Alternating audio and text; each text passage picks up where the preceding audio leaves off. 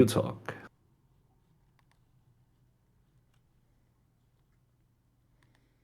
Yeah, I can if I need to. Mainly just Okay. going to be taking notes for everybody.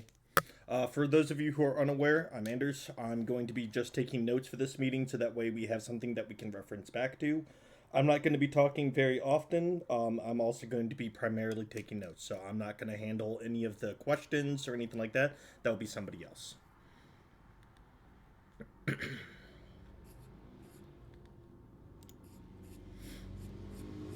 And Lidus, can you talk? Mm-hmm. Very nice. Lidus, as you all know, lead admin, the person that has mostly been drafting the responses to the reports. So I'm sure that most of you have enjoyed some of these write-ups and some of these discussions that have been going. Yeah. Oops. I think we're at this point, we reached 100 reports almost. Yeah. Yeah, we're at 99. Yeah, so some quick statistics before we even get started with this. We have, at this point, filed and processed about 2,300, no, 2,400 tickets, and with it also about 100 management-specific tickets. All of the staff members who have joined up have had some involvement in all of these. So think of it as this: in the past 3 months, we've had at least 2,500 different questions and answers moments. Did you just say 2,500 tickets plus? Something like that, yeah. Fucking hell, and I found one specific one earlier. Mm. Are we starting then? Is this it?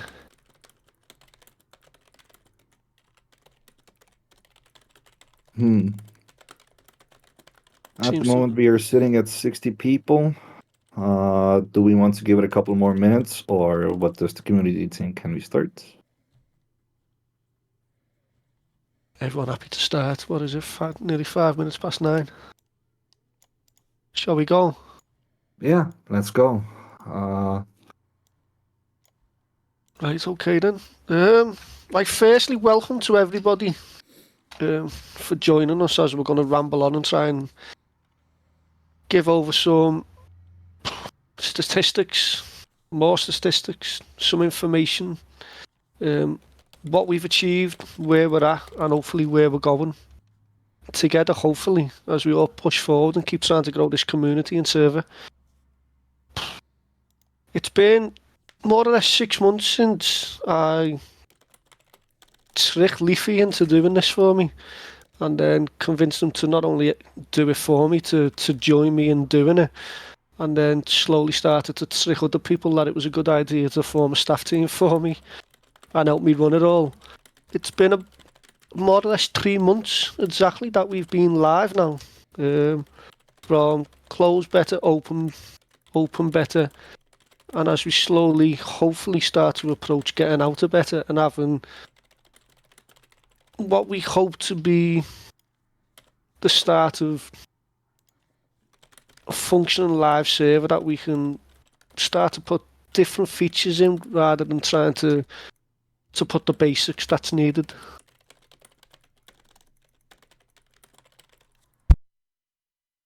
I would say we are at least where we hope to be at this time. We went whitelist a lot quicker than we wanted to, which we were sort of forced into it because of the amount of trolls that were starting to turn up, particularly in Valentine during the American hours, and we felt it was starting to negatively affect the quality. And we know we've managed to entice and interest some real quality role players from past servers. Some of them that we know and some of them that we've only got to know since they joined.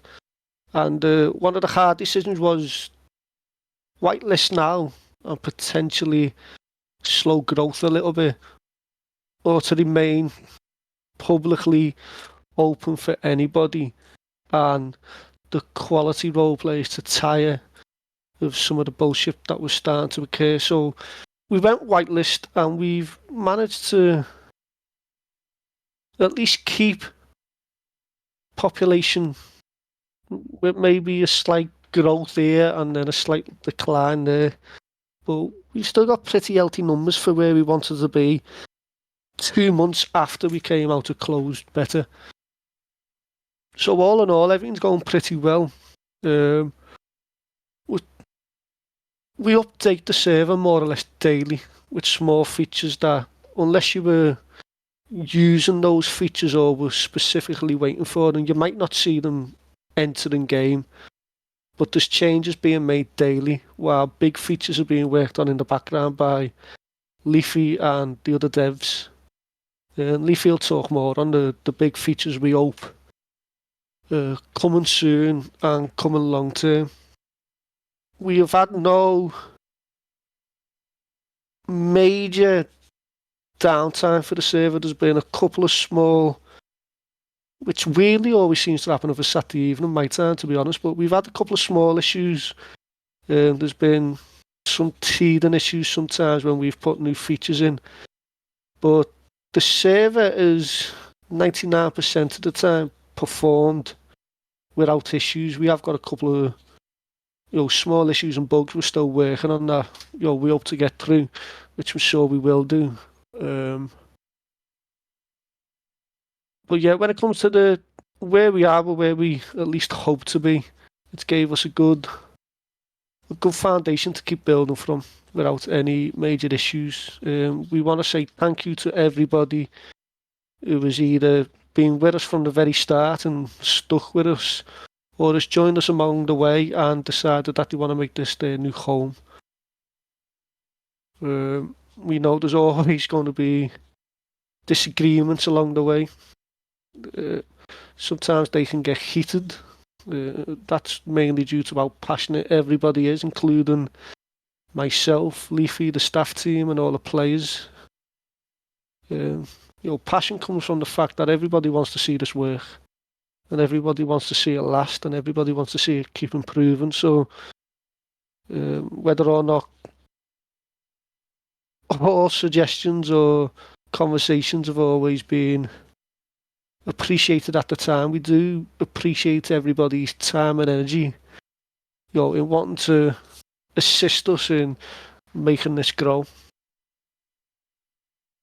I don't know whether if Leafy wants to talk specifics.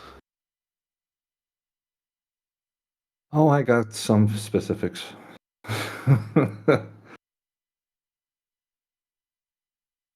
But I will talk about this in the point where I start harping.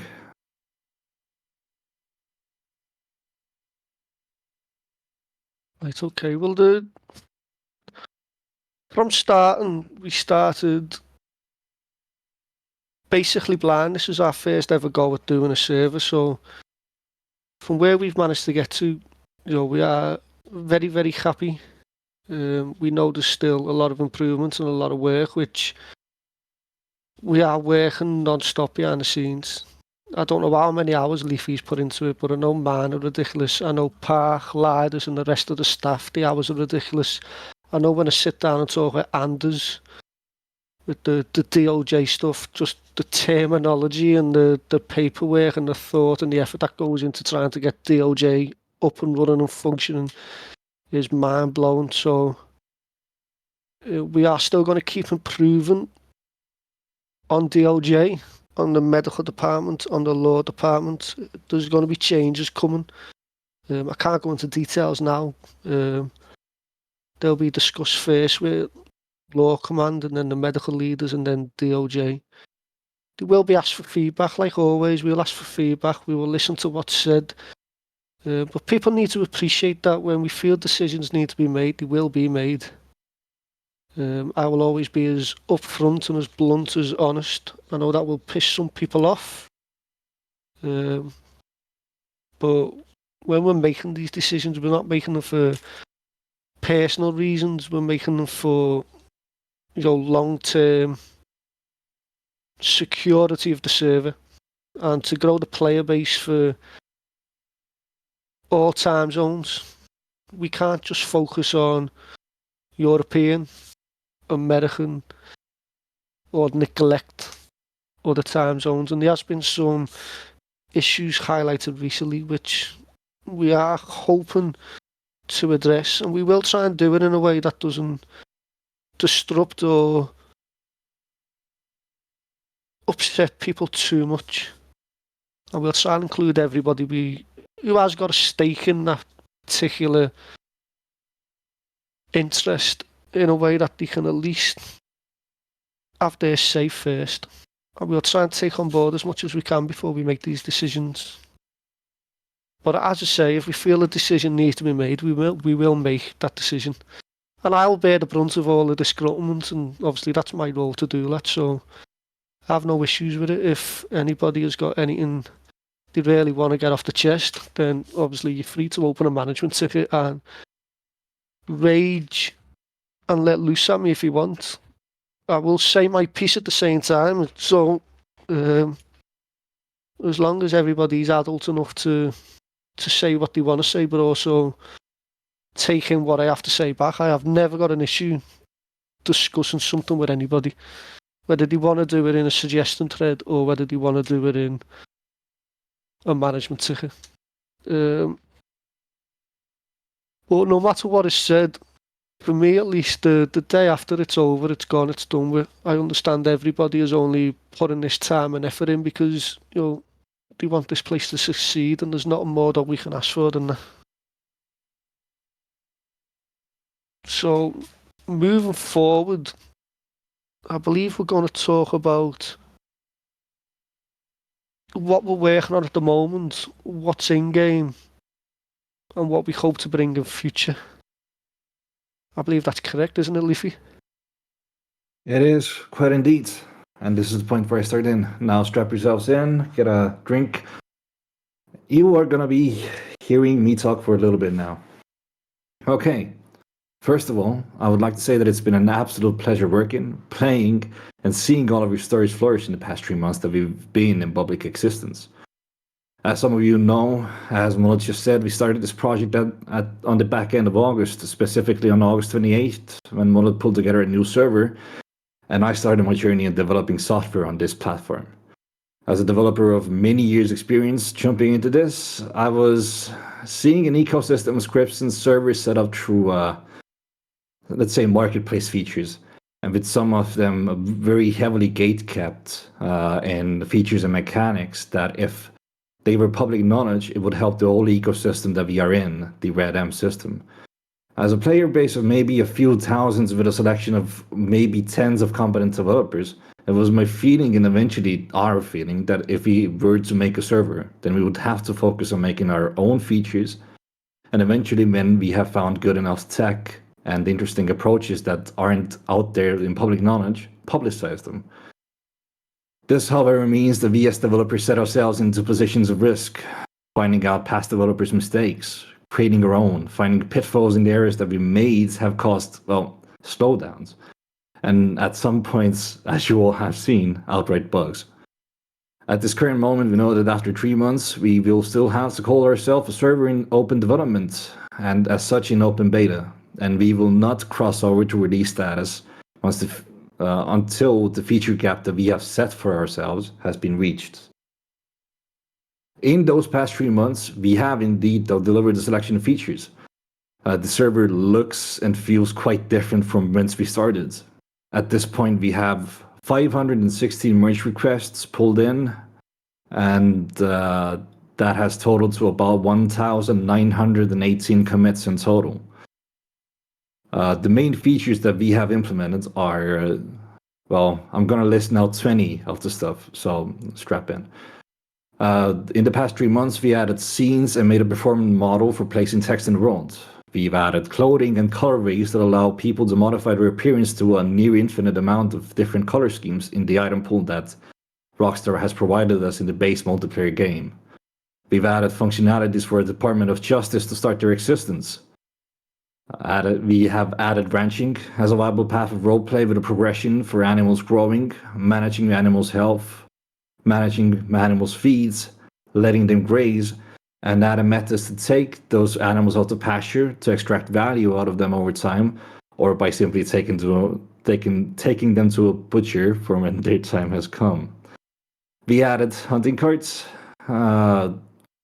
which actually, by the way, accounts to about 200 of the old cards that are in the game right now. We've added taxation to properties and vendors. We've added games of chance. Poker, blackjack, roulette, liar's dice are the features that we have bought for the server. And furthermore, we've delivered a couple of dynamic chance elements, the most known at this point being dice. We've added a bunch of mechanics around paper, like paper bags and other containers. Furthermore, we enabled containers as a valuable tool of managing storage, and we'll continue on making additions and changes to those. We have added pocket watches that tell the time of the server in a way that is expected for the server. Since the server's time zone is GMT, the pocket watches show the time in GMT, the same time that is in the telegram stations. The expectation of this being that we can allow for people to organize around a time zone that everybody can adhere to or easily grasp. This obviously hasn't worked for everybody. We have replaced the third eye system for one that is about 3 years in front of the last one in development pace and performance. We added bank robberies as a fully custom system, utilizing methods that we know from the base game and has rarely been seen in other servers. And with that, we brought in support for Rayfire events and the natural safe cracking mechanics. We added trains as a server-managed system to provide dynamically provided trains. This obviously needs more work since we still cannot enable a player-managed train system. This has taken quite a few nights of mine at this point. We've added distillation as a feature for illegal and legal alcohol makers with a set of dynamic instances, events, and recipes around it. We've added drug making as a dynamic mechanic that would be a bit different from the many delivery runs that used to precede it. We added tools meeting to empower weapon and tool breakage and added features around it. We added apples and oranges picking to trees and added a simplistic model to picking herbs. Obviously, this one is also a working project. We added badge placements and a pool of badges to pick from by rank. We added an immense amount of MLOs, and we have done a lot of work to ensure stability around them. Obviously, the work about them is not finished yet. At this moment, we are seeing quite a bit of crashes that are because of the MLOs, and this is also a reason why we have been quite wary of adding new ones. Overall, there's been some few hundred bug fixes, some few hundred modifications, and a few of the systems that we started out with have been completely refactored in this time period. The ones mainly to mention have been the object placer that has been refactored once, telegram system which has been refactored once, ranching that has had 5 versions in total, and the vendor system and the overall mechanics around pets that found a complete rewrite on the 3rd week of the server operating, or 2nd, I believe. From where we started, the server performs at about 50% better than it did in terms of overall lag. We still see issues when it comes to MLOs and client-side performance, of course, but be sure that we basically at this point today already are ready to increase the server headcount if needed. And to complete the truthfulness, we have not increased the headcount because of the unrelated to server hosting costs that come with it. And since we haven't so far seen so many instances of the server being full, it simply hasn't been a big point of discussion at this point. So, of those 20 features, this is we have basically scratched on the surface of becoming like a real server, right? So, at what point do we define ourselves, though, as out of beta? And at what point do we define ourselves as a server that is ready to go? On the side of features, the feature gap that we are facing are as such. The things that we want to have in this server and want to have functioning, and at which point we can say that we are a server that is ready to call ourselves out of beta, would be when people can go out into the wild and pick herbs, when people can make tonics and find other uses for these herbs, When people can open a book, write into it, rip out pages, and share and perhaps even copy these books. When gunsmiths can take out the weapon that they've at some point crafted and improve them through methods of gun customization. We can say that we are out of beta when horses are not bound to the rules of a third-party developer and their whims and forgotten issues, yet retaining the results of the work that they have put in. Furthermore, we can say that we are out of beta when a horse trader can raise a horse from an early age and train them using methods provided by the script.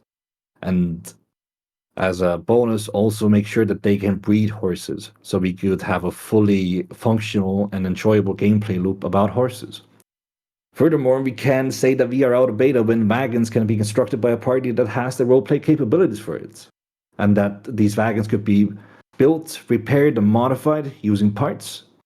As it is with horses, it is our primary goal that the wagons shan't be locked to the understanding of a third-party developer's wants for a roleplay server. When people can go to the wild and live the life of a person in the outback, setting up camps and finding ways that would allow them themselves to be a self-sustaining entity, without a constant need from staff to provide upkeep for it. When people can organically interact with the outside world, placing items that can be picked up and seen by others, and create a world where they can feel themselves to have lived into it. And lastly, when people can work as train operators and ticket personnel and create roleplay around transport of people and goods in McAllister. After those 9 features, we can say that we are ready to be out of beta, and these are the absolute minimum. And I will not say that there won't be other features before all of these are realized. So, before we can say that we are out of beta then, some improvements also have to happen behind the scenes. There are still critical bugs out there that need squashing. When it comes to server performance, we have been moving to a place, as I said, where we can support more than 128 players. Ideally, we should be ready to manage 200 active players when it is time to come out of beta. This requires improvements in our scripts, and only some that are enabled by new tech made by developers of Redm. Most of it is still our work. At this point, I believe it's a salty chat moving to Mono V2, where I would be comfortable with it supporting 200 players, even though Ranch has proved that it can be done without. And also, well, we need to get rid of Star VLC's horses and wagons, as those 2 things are the biggest creators of lag at this point. So, before I give the word back to other members of staff, I'd like to share some data, though, on what you guys have been giving to the world of McAllister in the past 3 months. So, as of today, we have 1,060 unique players join the server of some of the 1,900 people that are on Discord. Those players have in total played for 11 years and 209 days in total time. To those 1,060 unique players, we have given out in total 106 bans. This is accounting all that we have also revoked, which is quite a big percentage. Of those 1,060 players, they have created 2,184 unique characters. This means that on average, every player that plays on this server has at least 2 characters. Of those characters, there are currently 158 that currently have over $1,000 on their bank accounts. In total, there are 6 players who have more than $10,000 on their bank accounts. I won't divulge the names of the players who have that much money for the safety and security of them. In all, players have a total of $923,228 on their bank accounts, and about $57,000 in cash. In total, 56,539 transactions have been done through the bank. In all, players have grown a total of 32,702 plants. That's a lot of plants. Players have sent out in total 28,997 telegrams. That is also a lot of fucking telegrams. In total, about 300 pieces of distillation equipment and drug-related equipment has been set out into the world. At this current moment, there are 40 cooks going on. Most of them, by the way, opium. Players have in total made 6,872 outfits and in total have bought 37,912 pieces of clothing. In total, players have placed 4,956 items into the world, most of these items being posters. And yeah, most of them have been posters. That's also quite a bit of posters. In total, ranchers have raised 702 animals in total. Players have placed 6,192 scenes into the world. They have bought a total of 2,470 horses and 423 wagons. Overall, 849 reports have been made by lawmen, with about 397 unique character profiles made over all of the county offices, the U.S. Marshal Service, and the Department of Justice.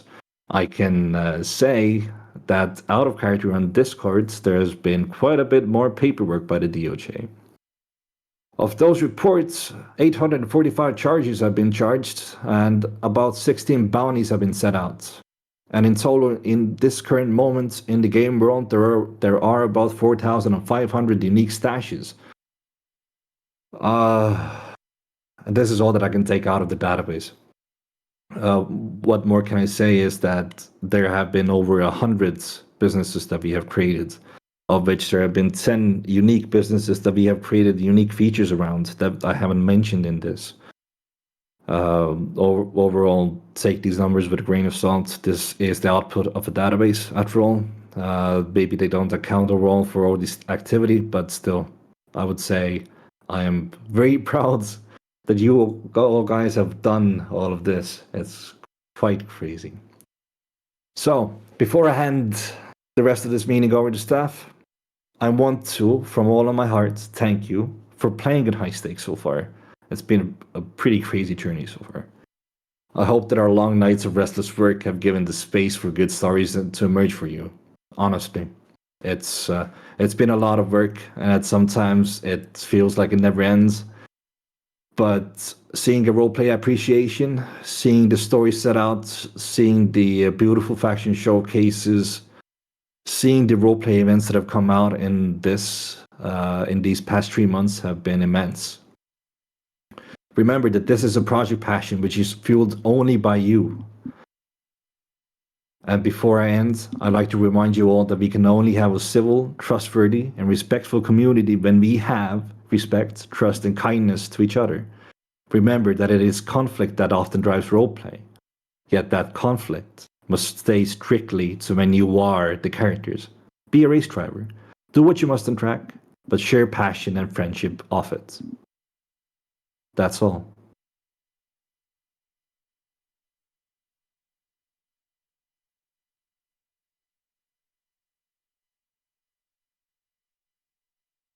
I feel like Leafy was well more prepared than I was.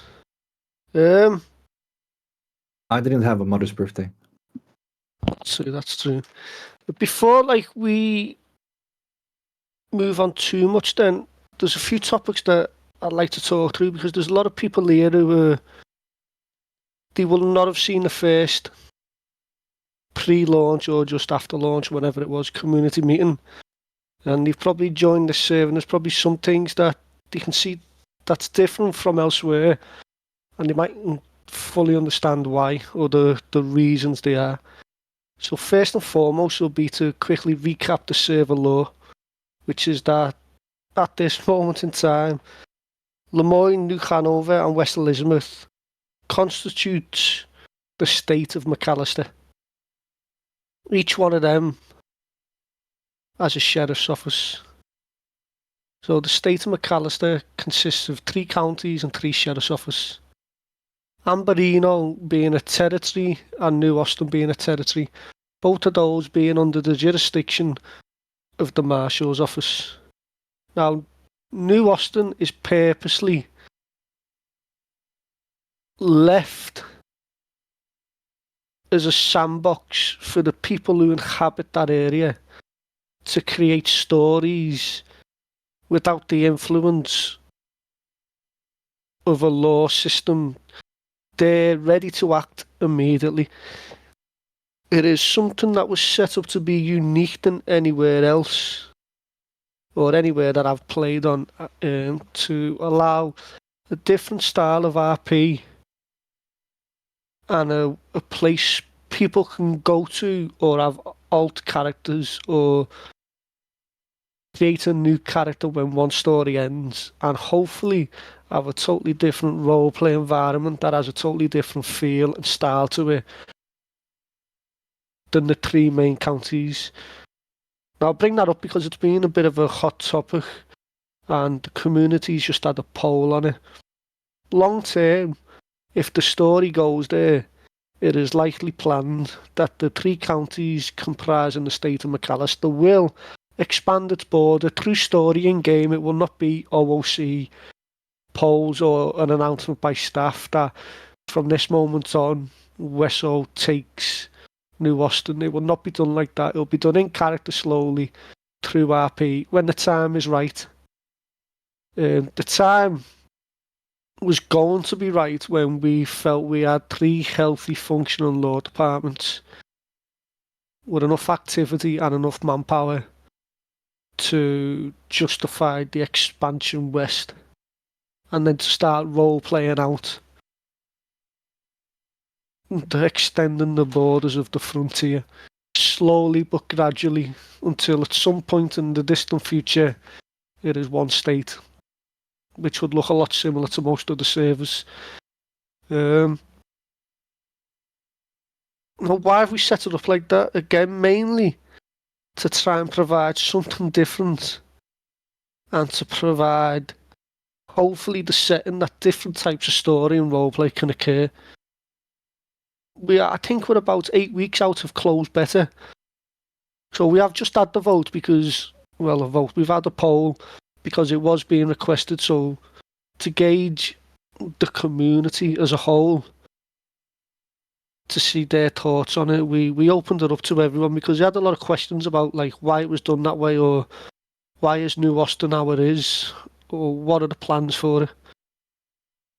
That is how it is, and the reasons are is to provide something different. And yes, long term, we hope in character, through good story, through the players in game pushing this, not staff. At the very most, we may give the go ahead for that story to start occurring, but we won't have involvement in it. It will be the characters, the civilians, the law, the marshals, and DOJ who push and decide in character how that happens. And the residents of New Austin will be the people who decide how smoothly that occurs. All through organic story. We're not going to script anything. And it will come when the community tells us it is first wanted, and the server and the community is ready to do that. For our only concern right now is 3 healthy, functional law departments and the player base in New Austin not feeling like they're being railroaded and having stories suddenly and unwanted affected too soon. Amberino was left that way because it doesn't, at this moment of time, it's hard to push people up there to roleplay. It's usually always vacant. So it was decided pre-launch that it would be left as a territory out of the jurisdictions of the 3 sheriff's officers. Now, that was also done to allow the sheriff officers to find a feet to cover the areas that are the main areas of play, where the population is, where the crimes will occur, rather than being spread too thin. Long-term, Amberino could, just like New Austin, be brought into the state of McAllister, so the map as a whole will be a state of McAllister again, like most of the servers. In character RP will again decide when that time is right and how it will happen. Now, when we're looking at when the server is ready for that to occur, we need a functional law DOJ, and a medical department. For those 3 departments to be considered functioning, they need to be functioning around the clock. Now, we don't expect, I'm going to have to use my time zone here, or just call it Aussie time, but we don't expect Aussie time to have the same amount of law and doctors as peak American hours. But what we do need is people in place to run those departments during those times. Otherwise, we can never grow the population. The same for the EU hours and the same for the American hours. We need to get more people into law, doctors and DOJ in leadership positions long term. And we need to get them spread out more along the time zones. This has been brought up with those departments. There's been discussions already. There's been disagreements. There's been back and forths. But if you are an Australian or a New Zealand or anywhere down under, or your predominant time of play is early morning hours for me as GMT, and you are interested in law, DLJ or medics, please apply. If you are a daytime EU player, please apply. All the leadership of those departments now, whether they be European, American, they're all going out their way to try and ensure there is an easy avenue to get into those departments. Before the story of the server can progress, those 3 departments are a watershed for us. They need to be healthy and they need to be functioning. We have got too big of a turnover in leadership of law. I think the average time of a sheriff at the moment is 10 days to 3 weeks. It is unsustainable for us to keep finding experienced Redm law role players, capable, committed and active every 3 weeks. We need more longevity in those roles for us to grow these departments and then grow the server. Once we've managed to do that and once they are healthy and functioning, then we can open, if the population grows, hopefully with it, Mexico,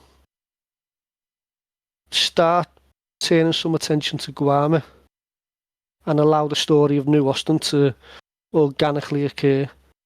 But at this moment in time, there's a lot of attention from management on those 3 departments, because those 3 departments are not only people's individual stories, they are a vital part of this server functioning and being able to service the players who log in and try to get roleplay. Now, we have lifted the alt rule that we had in place for all these roles.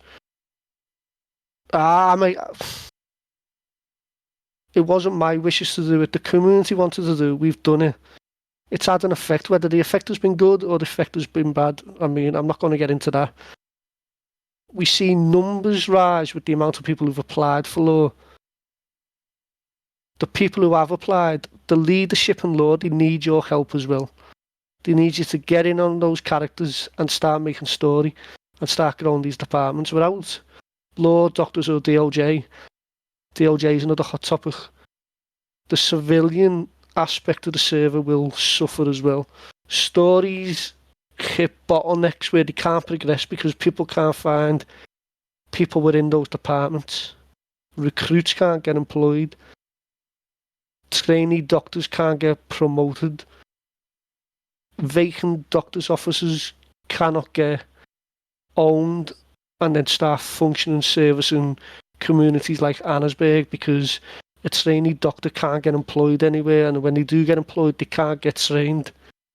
So we've got a desire, a requirement, a need, whatever you want to call it, that if you have got any interest in any of those roles, please reach out, fill in the relevant applications, and assist us in growing the department and growing the population of the server around the clock. Reports, I'm sure anybody who's joined new recently will see that all our reports are public. And the first thing we always get is either tickets or people in general chat informing us that they think there's an issue because they can see reports. Anybody who doesn't know, all our reports are public. Unless it's an issue out of character or it's a sensitive topic and people specifically request that they stay private, we publish all in-character player rule breaks that are reported by the players. Why do we do it that way? Transparency. I'm sure everybody might have read a few things this morning about accusations that tickets are being disregarded or not dealt with. Accusations certain people are being favoured, other people are being ignored. All our reports go public to try and prove that all that is a myth. Any report that comes in, whether or not people like and agree with the verdict, we publish them. And there's plenty of tickets that have ourselves debating it for days, possibly disagreements, have us scratching our head figuring out what do we do with this one. But the final verdict, whatever it is, we publish for the player base to be able to see that the staff team is fair, consistent, and it's transparent. I'm sure once people get their head around that, people start to enjoy reading these player reports. Or they probably pop up. A lot of people think, yes, another player report, get myself a coffee, I'm going to sit down and read this. But they're also there as a learning tool. It allows the player base to see how we view the rules and what our expectations are for the server.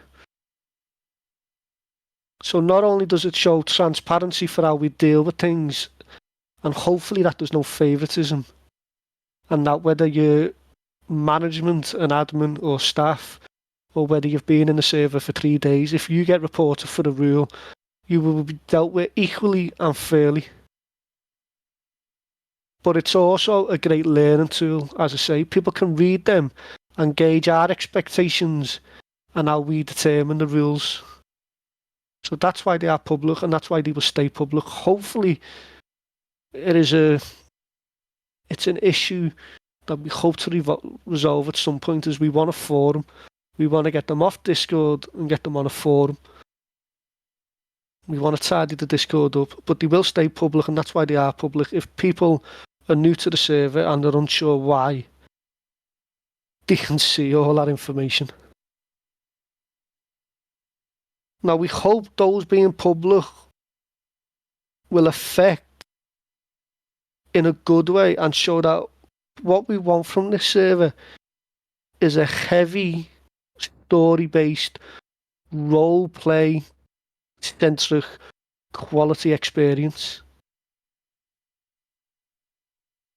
It is one of the reasons why we went from public to whitelist so quick. Quality and roleplay is what we're going after.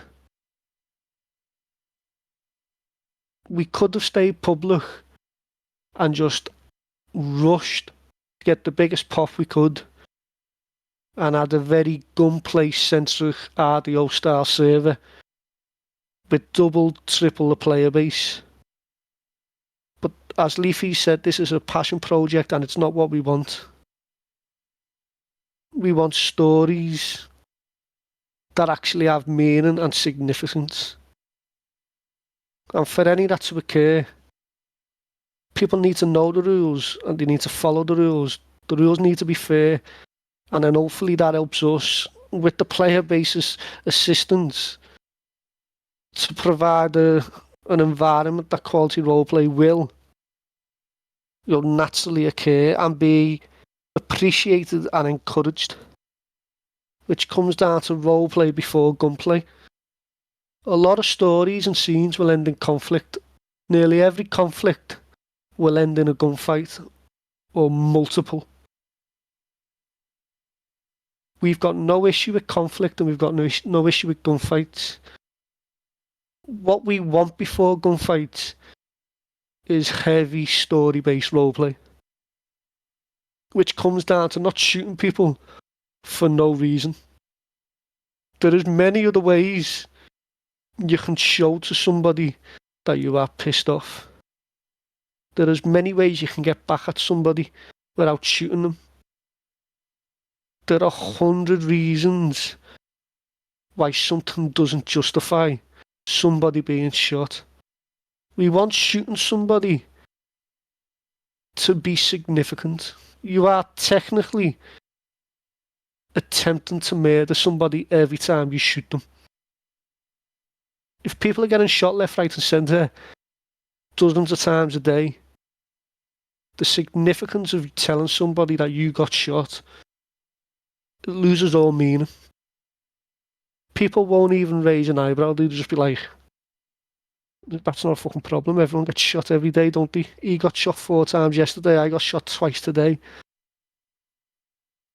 So if you are going to push story to gunplay, ensure you have done the adequate and required roleplay beforehand.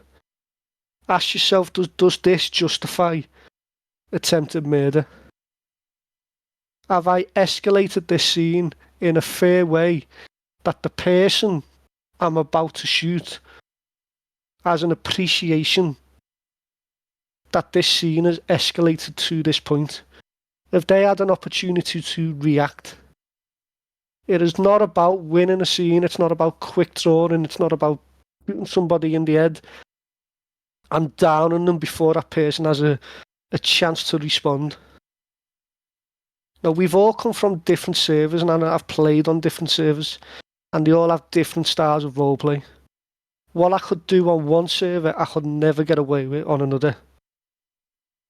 For different reasons. If I tried to do heavy base roleplay on a certain server, I would be shot down before I said a second word. And if I tried to shoot somebody down in 2 seconds on another server, I'd be banned very quickly. Now, we are leaning more towards you've got to do roleplay before shooting people. You can't get insulted once and just blast somebody down and then say, well, he called me a cunt. This is not a gunplay-centric server.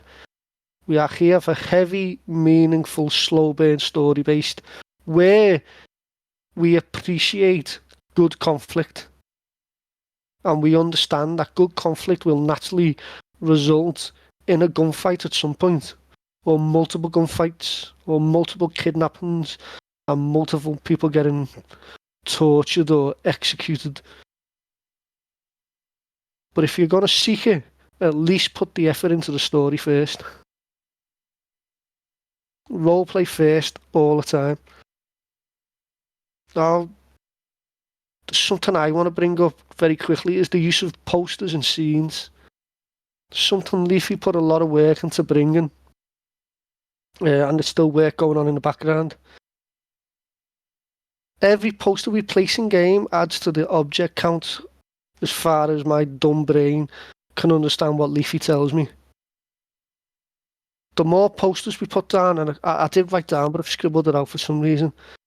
The more the server works, the more lag can occur or crashes. If you've got a real high-performing computer, you may see no issue. But those who might not, may be the people who start to have issues first. Now, there's been times when I've walked around Saint-Denis, and I have seen 100+ posters plastered everywhere, and it's the same 4 or 5 posters repeated. Some of the posters are wonderful, and I can see the effort that's gone into them, and it's nice to see so many businesses operating and advertising. But if we can have a little bit of courtesy and ask yourself, if I've put a poster around the corner, do I need to put another 3 here outside the gun store? Telegrams usually naturally always become a bit of a poster board or outside your poster. Let's have a little bit of restraint, if we can, of how many posters we are sticking down. It's starting to look like the day after Glastonbury's finished at the moment. The same with scenes. I've seen some wonderful scenes, and some people really, really appreciate the use of them when they help drive story forward. I've seen some awful scenes. Scenes are not there to replace posters. Scenes are not there just to... Well, to misuse, basically. There's too many different ways I could say a scene shouldn't be used. There's people out there, if people are unsure how scenes could be used, open a suggestion thread, because there's people out there who are very, very experienced using scenes and how to use them correctly. I'm not even going to pretend to be one of those people. But if you're unsure, open a suggestion thread and ask for advice, because there has been some misappropriation of using these scenes in the wrong ways and overusing them. Nobody wants to walk around and see 50 lines of text telling us that somebody's had a shit on the porch of the parlour, or that there's horse shit in the middle of the road when we can clearly see a pile of fucking horse shit. So they were two things that for other people have asked me to bring up, and I've noticed myself in game. And I'll shut up and let Leafy carry on talking, or somebody, the other member of staff. Yeah, I can take over. So when we come to, I believe this is point 5, this discussion. One thing that I would like to talk about for a moment is economy, and I would follow it up with my input on pacing. Not to be a preacher, but when we started this server, we had the base understanding in details, the thing that I've been harping about, is that we want for people's lives in the server to be well and successful and give fortune quickly when they do processes together. This is the main driving ethos that has led to us giving higher yield land to farms. That has given jobs specific purposes, be it a photographer getting a camera, or a ranch getting the ranching feature, or farmers getting better yield, or mining companies getting better yield out of mining, right? What the ways that we approach this at some point were in a way that we maybe out of naivete, maybe out of expectations of situations that we couldn't really come up, because we aren't really veterans in running a server, as you all know at this point. That some of those features basically started getting a bit abused. Some of them being, say, hunting, where we gave out payouts with the idea being that hey, you shoot down a bunch of wolves that attack you, you should get something out of it, right? The issues that came from this, of course, were that at some point we saw businesses having issues taking employees on because they couldn't make any business happen, because people who were interested in becoming employees were asking for higher pay than the business owners themselves would get out of working that business. Now, this essentially runs against what we understand or what we wish for there to be in terms of economy and civilian existence on the server. And because of that, we have taken quite a few steps in lowering profits in selection of fields. I think most of you have felt the dropping of money you would get out of hunting specifically. And quite indeed, I think the second biggest point has been the change of input that has come from gold panning. With gold panning, I suppose we could have gone even harder into it. We did have quite a few selections of evidence of people running macros, doing gold panning. And to put it shortly, it could have been worse, but why we have added changes to gold panning with the input, why we have decreased or changed yields for farming, why we have job lock situations, why we have changed prices on hunting, have not been out of wishing you to grind more. It hasn't been because we want you to be poor. It has mostly been with the specific goal and purpose to move people towards interacting with each other to find higher payouts. Today, a hunter could go out with their hunting wagon, take 10 animals, and they could go to the trapper or butcher and sell these items. Yet, if they were to seek out people in specific roles, they could find that these people would buy these meats and these pelts and these items for a bigger input. And those people would then therefore make profit themselves out of a separate process, a separate store.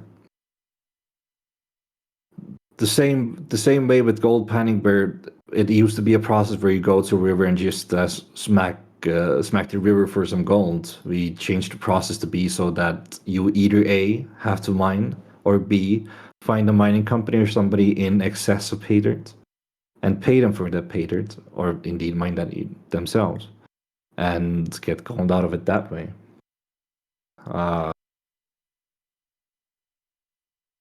As I said, these changes have not been because we don't want you to do these things. We just want to make sure that when you engage in these activities, these situations of grind, I myself being a person who really loves a good grind,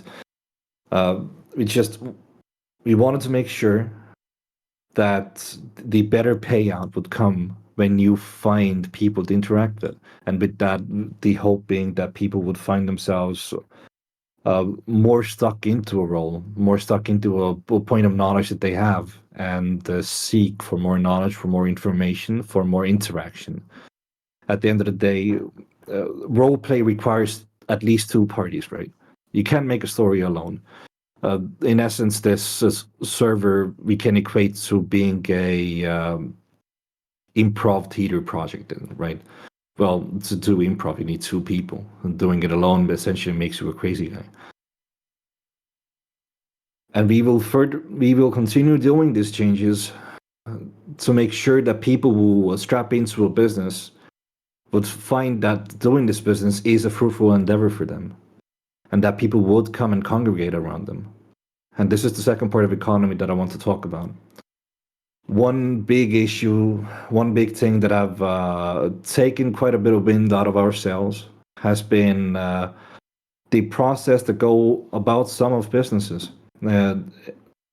We created vendors as a process where people would have to feel that they have to be constantly logged in to do anything, and to make sure that the economy to work as the way we have prepared it to work could continue on functioning when somebody, say, wants to play something else that evening, or indeed not like do role play stuff around their business for a moment.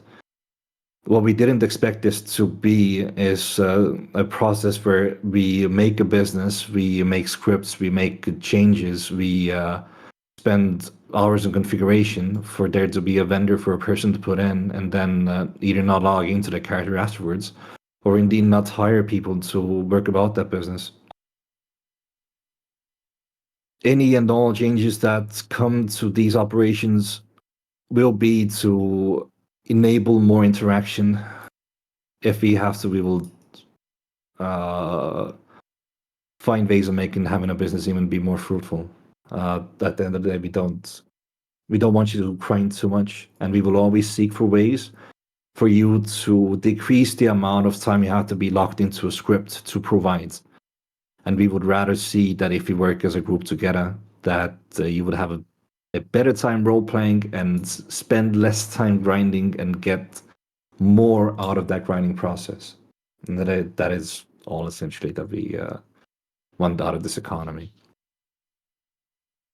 On the topic of pacing, this also comes into the same discussion that we have with economy. In essence, this server, for these things to work as the way as we described them, it does take quite a bit of time. It does take quite a bit of patience. It is quite understandable that you don't want to interact in this world maybe every day. But we do have to find out ways where we can ensure that if you are an active player and you want to have daily activity, daily stories, have a good time playing KHSRP and making stories, that you would get something out of it. And longevity is it has been an issue. I think you all have seen how much businesses can change even in a month. We have seen that, as we talked before, in how law departments work. Overturn is an issue at this point. It is our duty, it is our goal to find ways of making the progression and ownership of a business feel that it is worth it for you. And furthermore, we have to make sure that the process of being an employee at a business is worth it for you. Be sure that it won't come from a place of negligence or a place of wanting bad for the community. It will only come from a place where we want to make sure that you have a good time with other people and enable interaction as much as possible. Yeah, that is all that I have to say on those subjects.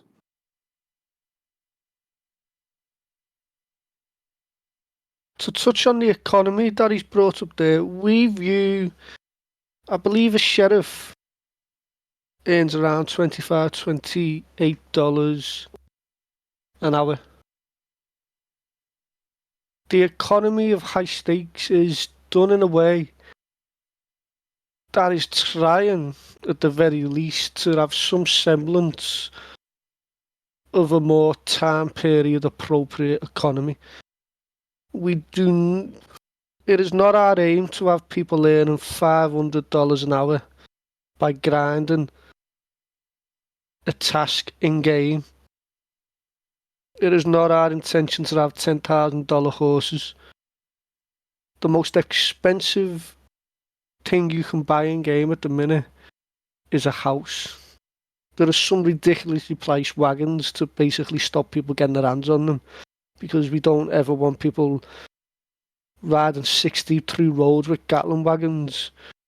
But apart from those items in the purchase script, apart from property for homes, because businesses are free at the moment, is a horse for $500 fully trained, or around that mark. So $25 an hour is seen as a good wage. Now, people working at businesses will get free money. That doesn't come out the business, goes straight into their bank. $10 an hour or whatever it will be. It will add up over time, plus whatever money you make as the owner, the manager, or the employee of that business. But as Leafy said, the intention is that these businesses, which we're giving out for free,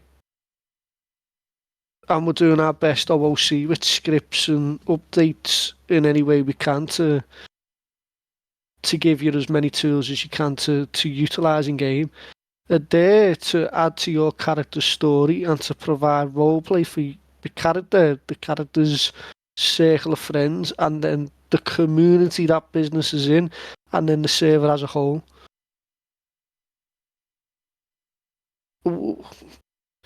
We hope to see these businesses offering player-to-player interactions when they enter the parlour house, a gun store,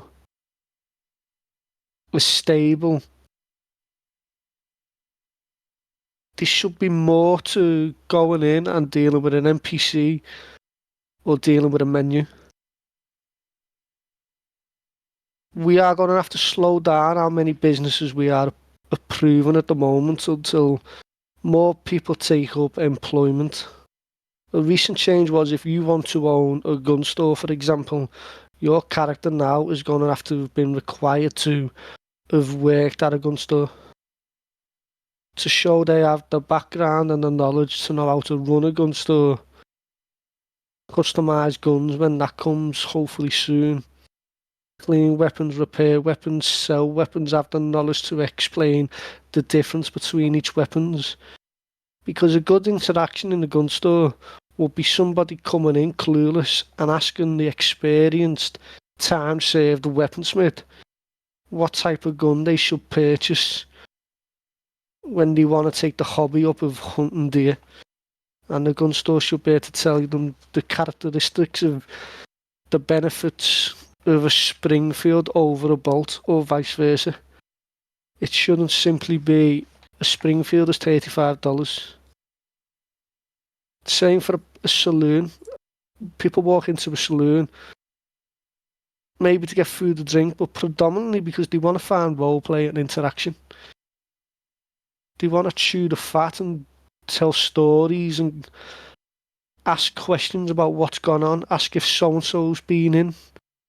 And that only happens when the business owners will run the business correctly, but then too get the support of the community who utilise and use these businesses, but also people who will take up employment in there.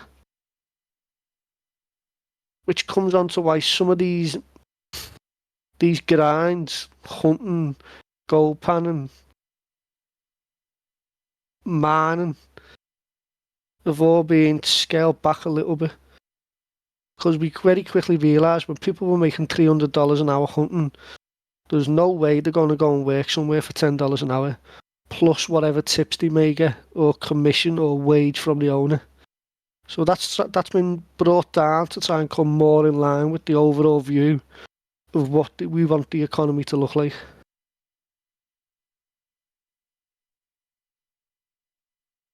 That's all I've got to say on the economy. With pacing, I mean, we are trying to promote ourselves as a story-based, slow burn quality server, which requires pacing of conflict, story, character arcs, and grinding. People don't need to be rich after a week. I mean, this is hard. I understand the desire, but you don't need the best horse after 3 days. You can start with a mid-tier horse and work yourself up to buy that fully trained top-tier horse, whatever it may be, and for that to be a major thing for your character.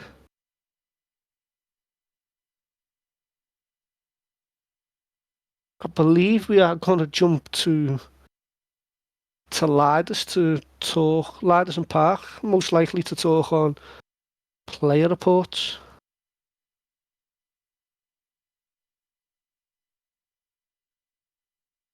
Indeed. I'm ready to hear this. All right. Yeah, so I think we're at 99 player reports right now. Which is a lot. And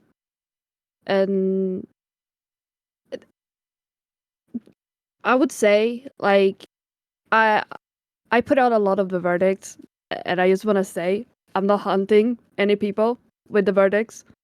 The only reason why I have such a focus on the player reports is because I suck at devs, like everything dev, and looking through logs, frankly, feels like I'm doing. I can't do it. I'm so bad at it, and that's why I do the writing. Player reports are done by not one person. It is like all the verdicts are done with a lot of point of views, a lot of people involved in each single one of the verdicts. It's not one person sitting here being like, "Oh yeah, that's RDM, done deal." It's quite the process. A lot of people involved. So I hope that people don't feel like there's bias. We really try not to have that. It's not supposed to be. I kind of want to just go through it quickly, just what it is we're looking for when you open a player report to make it as quick and easy as possible, and to stop all the, like, you put in a player report and we have to tell you, I'm sorry, we can't do anything about this player report, because that's very frustrating. So what we need from you when you open a player report is basically, when you're reporting something, think of it like telling the story of the whole event. Give us the who, what, when, where, why. That includes timestamps, what went down, any backstory that helps paint us the picture of what happened, what rules you feel got broken, and who was involved in the scene. This helps us to get the whole wide view of what happened, and stops the whole afterwards you telling us, oh, but this happened and this happened. But if you don't include it in the ticket, we have no clue. I wasn't there for it. None of us were there for it. Only you were. About clips. For us to proceed with a player report, we need you to give clips of the scenario, because we cannot just look at the POVs and go, he's right or he's right. We need to see the scene with our own eyes for us to be unbiased about it and make an opinion. We can't just use your opinions, or it is included, but if we did, then that would kind of be bias. The clip needs to be longer than 10 seconds. 10 seconds doesn't work. It can't start with bam, you got shot. Try to include a little bit before, afterwards too. Could be nice. Just for us to see the whole, or as much of the scene as possible, to fully judge with our own eyes, with our own like outside perspective, what happened in the scene. We do not want any back and forth in the tickets. You just provide your POV, provide your clips, everything that I told you. And then the next party does the same. Done. That's all we need. The final verdict comes out. Doesn't mean that you have to accept the final verdict. There are options for it. Just like if you commit a crime in server, you can appeal it. If you do not like it, don't start arguing in the ticket about the verdict. Open a management ticket. And in many, many cases, if you open, a ticket with the management, we will work with you and, change the verdict so everyone is happy. It's very, very simple. I think that's it. That's it. I really don't want to take up much time because it's already been dragging on for a very long time. So, if Park, do you have anything? If someone commits a rule break, please do not commit 5 more rule breaks in the process afterwards. Just finish the scene, make the ticket, and if you need, if something happens or compensation's needed, that can be handled depending on the verdict and what happened. But don't meet rule breaks with more rule breaks. It just adds to the investigation and then the growing time and effort needed to find out what happened in a very messy scenario. So, yeah. Also, timestamps are so nice. Mm-hmm. They are. So nice. Because we have people from all over the world, like AU, EU, Oceania, NA, and so conflicting time zones can get a little bit interesting to figure out, but it's great. That's why I added 3 time zones in the FAQ for server restarts. Please look at that. Thank you.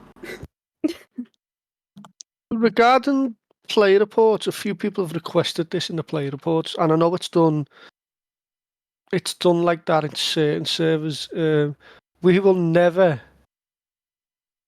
Well, I can't imagine a case. I'd like to say never, but you never ever know, do you? But it is never our intention that when a play report is opened, that staff will intervene and stop a scene. That we will free you from jail.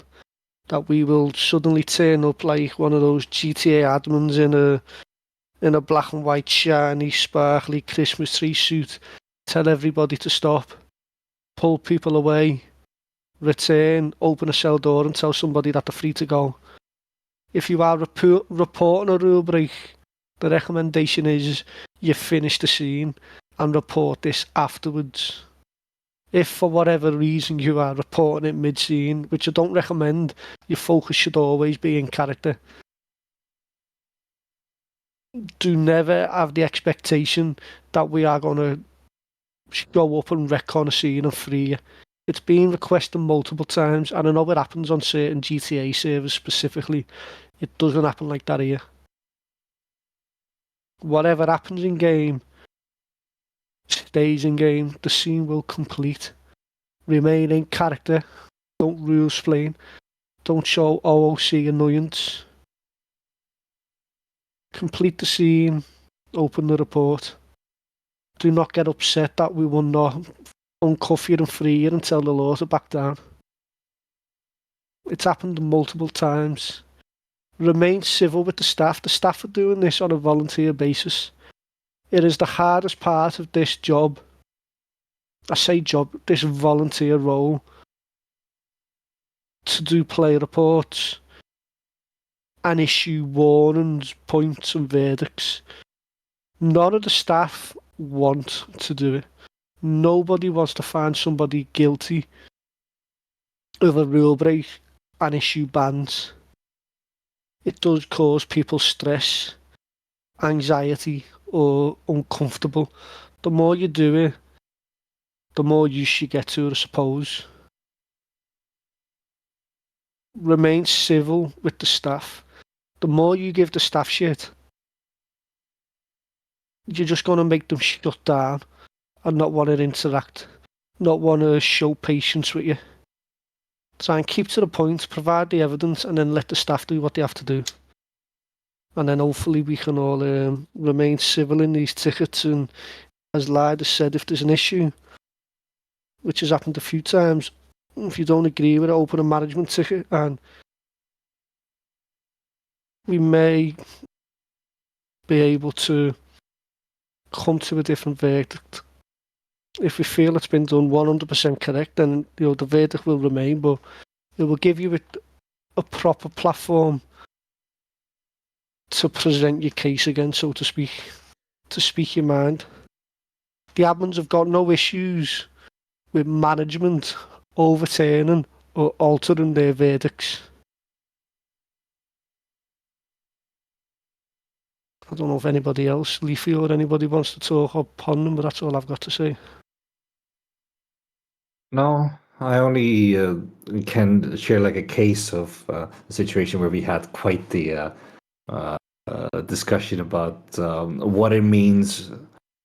At one moment a shootout becomes a robbery, and at one moment the NVL rules of looting start occurring. I don't want to say the report number because I exactly don't remember, but I think it's a good anecdote to have about what the discussions are. And essentially, at some points, we can have very different understandings of when a robbery is a robbery and when the rules around robbery that we have come into play. And we had like a day-long discussion over it. At some point, it got a bit heated, not gonna lie. I was a main participant in that heat in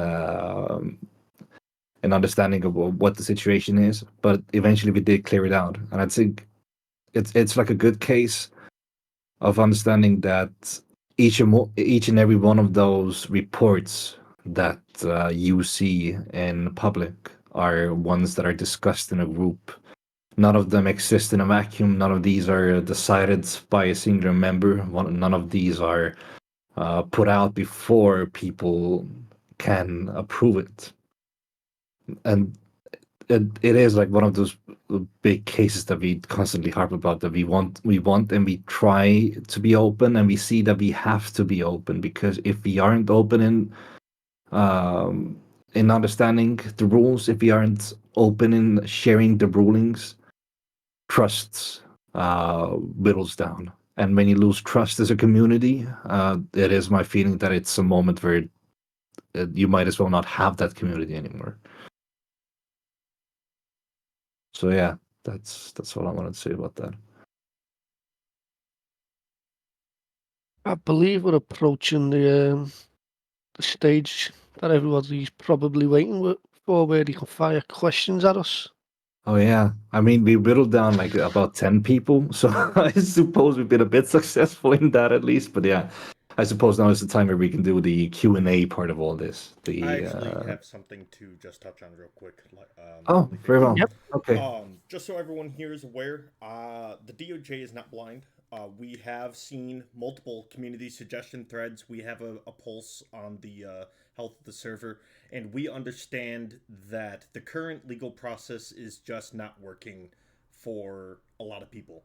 We understand that some people it worked fine. There was a trial, they got it, they were happy with the role play, but that a lot of people are currently feeling frustrated or forgotten, and which is why the DOJ is having an emergency meeting today, shortly after this community meeting, where we will be discussing a complete overhaul of the system and its process. We will be discussing multiple points of, do we have to fix this or do we leave it alone? If anyone has any suggestions, while this will not be an open meeting where everyone can attend, I can say that if anyone sends me a direct message with a concern, I will make sure it is brought up in the meeting. Please understand that, the DOJ, just like the rest of the people on the server, we do this as a volunteer thing. We try to get as much done as we can. This is not an overnight fix. Please do not expect it to be an overnight fix, but that we are aware that people are unhappy with the current system and we want to work forward together than have it be an opposition thing. So if you ever have any comments, questions, or concerns, my DMs are always open. You can always open a ticket and ask for DOJ to be answered. You can send us a telegram in game at DOJ.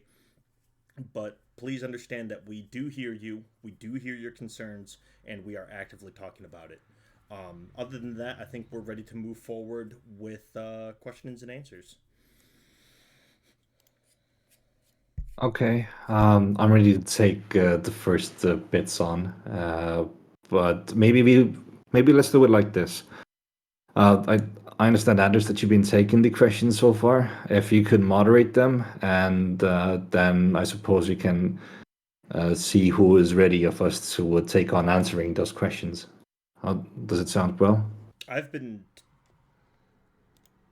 taking notes, but yes, I can also Oh, field okay. questions. So if anyone wants to have a question answered, make sure you're in the community meeting chat and just tag me. I will review each one, and we will. I'll see if I can field it to the correct person. If not, I may ask the other people in this meeting who would be best to answer that question.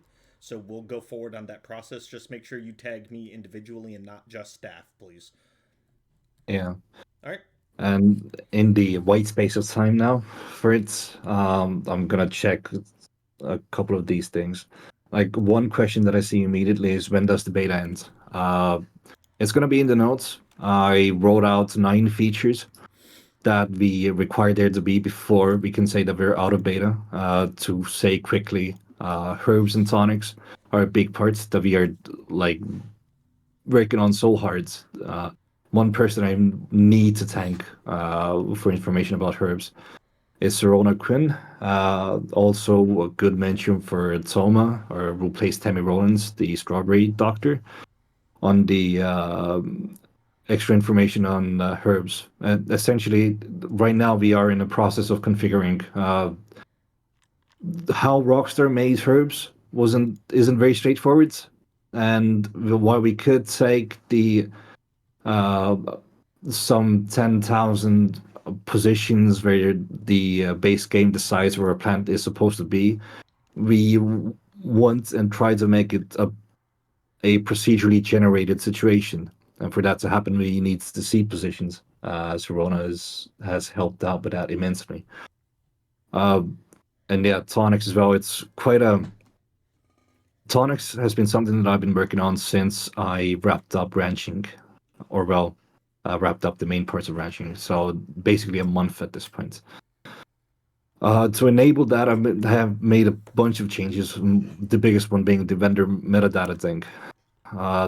Be assured that it is in process, and we will give out details on how it's going to work as soon as we're done with it. It's going to be quite a bit.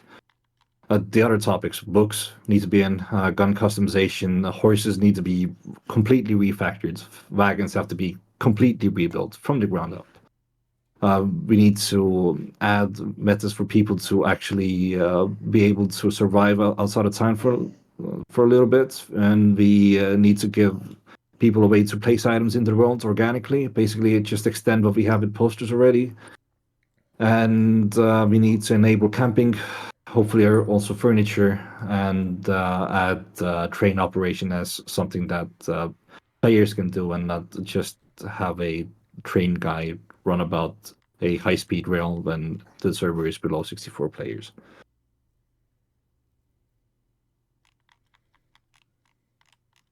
I hope that answers your question, Frank. So the second question is best going to be answered by a combination of Brands and myself. The question is world history still actively playing out while we are in the server?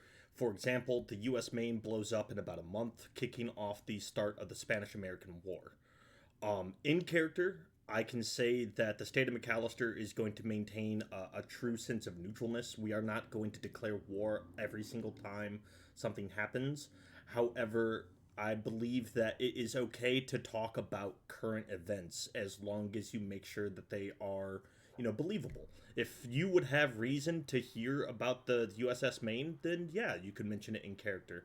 Brands, you're the head of the law enforcement side. Would you ever consider opening up a U.S. Army or anything like that? At this stage, probably not really. I've been on servers where there's been sort of an undertone or an underlying storyline of Mexico versus the US, and I think it just makes things a little bit awkward. So in other servers I've been, the US Army in quotations and the Mexican Army in quotations would say go to Guam and have a battle, and whoever won that battle would then sort of take control of that land. So they did it in Guam, they did it in New Austin, and it just whenever whenever the Mexican army won, it was sort of awkward because they were all playing alts, and all the US army were all lawmen who had signed up to be cavalry. And it was just awkward. It didn't really hold any other meaning other than a reason to have a shootout. Between 12 versus 12 players. So at the minute, unless there's some actual real story behind it, probably not something we're looking at entertaining. As a side comment to this, we know that there is a start of a faction, or some at least a group of people that are requesting for something similar to a U.S. Army, and I suppose we can try looking for a way to accommodate their role play, which, as their description is, to basically gather supplies and be like somebody who would breed out the history context of this event that is going to happen in a month 126 years ago. But yeah, as Brent said, I don't think we are going to form a complete US army at at this moment because we simply don't have the numbers to support it. And furthermore, we are not quite sure where sort of a development would go to exactly. So, all in all, we can try support things, but maybe not a full army. I can touch base on that one just a little bit further. Just as it is explained in the ticket that is currently open that he's referring to, we may move into the realm of, well, what if we want to sell war bonds? Is that something that we could do in character? Open a ticket. The staff is always going to be more than happy to discuss things with you. If you want to have a donation drive of, I want to give 100 rifles to the U.S. Army, well, then get some roleplay around it. Open a ticket. If at the end of the day we have to just delete those items and consider them as donated to the U.S. Army, the staff will always consider these things. So if you have ideas about how you want to touch on current events in the year of 1898, always, your opinions will always matter. Just open a ticket and see where it goes. Make some in-character roleplay happen. That brings us on to the second question, which I will field as the head of the DOJ. When are we going to be doing mayors and governorship? Right now, we haven't even started on state reps, let alone mayors and governors. This is something that is in the future, but it is not in the near future. I'm not even going to give you a number because I don't want to be held to a time frame. When it happens organically and when it happens with due reason, this will be a thing that is considered. They will work very heavily with the existing DOJ system and the law offices. It takes a very special kind of character to meet those requirements. If you want to start that in-character roleplay, feel free to do so, but understand that this is not something that is going to happen for at least a short while, at the very minimum. Indeed, I believe this also comes down to a question of activity, essentially. We try to take these things in steps. We first need to make sure that we have a working court system. We need to make sure that sheriff offices can function, that they would retain leadership for more than a week. Because imagine now this: we currently have 3 sheriffs that are seemingly swapping places about, on average, 2 weeks. I'm not gonna blast on anybody for this, right? Or bring out the outliers. But now imagine if we open up mayorships for the major towns, there are 6 of, and we made significant roles around them. If those now all also get stuck with the same issue of activity basically blowing off, then we would see ourselves looking for mayors for 9 different roles, right? Essentially, we can make this happen. Politics is something that I love to roleplay as a debater. I'm an avid fan of it. But first, we need to figure out a couple of other things. We first need to create stability, and when we see stability created, we can start figuring out how we would do local politics. I could imagine something like this. I kind of like what Wrench did with the town setups, that you can write yourself to be a member of a town. So you essentially write yourself in. You say that I live in this town. Perhaps at a point where we can maybe allow for apartments or such to happen, that a person who lives in a town can write themselves in, and people that have written themselves in can hold votes, and we could vote for a mayor and then see what we can do about that situation. If we can maybe increase pay in that city, or maybe if we introduce taxation, or maybe if we bring back the dynamic pay system that we had for the first week. You guys remember that? Uh, like there are things we can handle and manage, but it's in terms of features, it's not a huge priority. If somebody wants to take up the mantle and, I don't know, say, start a leadership of town for, I don't know, Strawberry maybe, or Rhodes, then be my guest. Maybe we can figure this out and make this happen. But it does need then for that person to be completely sure that they will retain to that role and that they will stick themselves to it, because we cannot support more chair swapping at this point.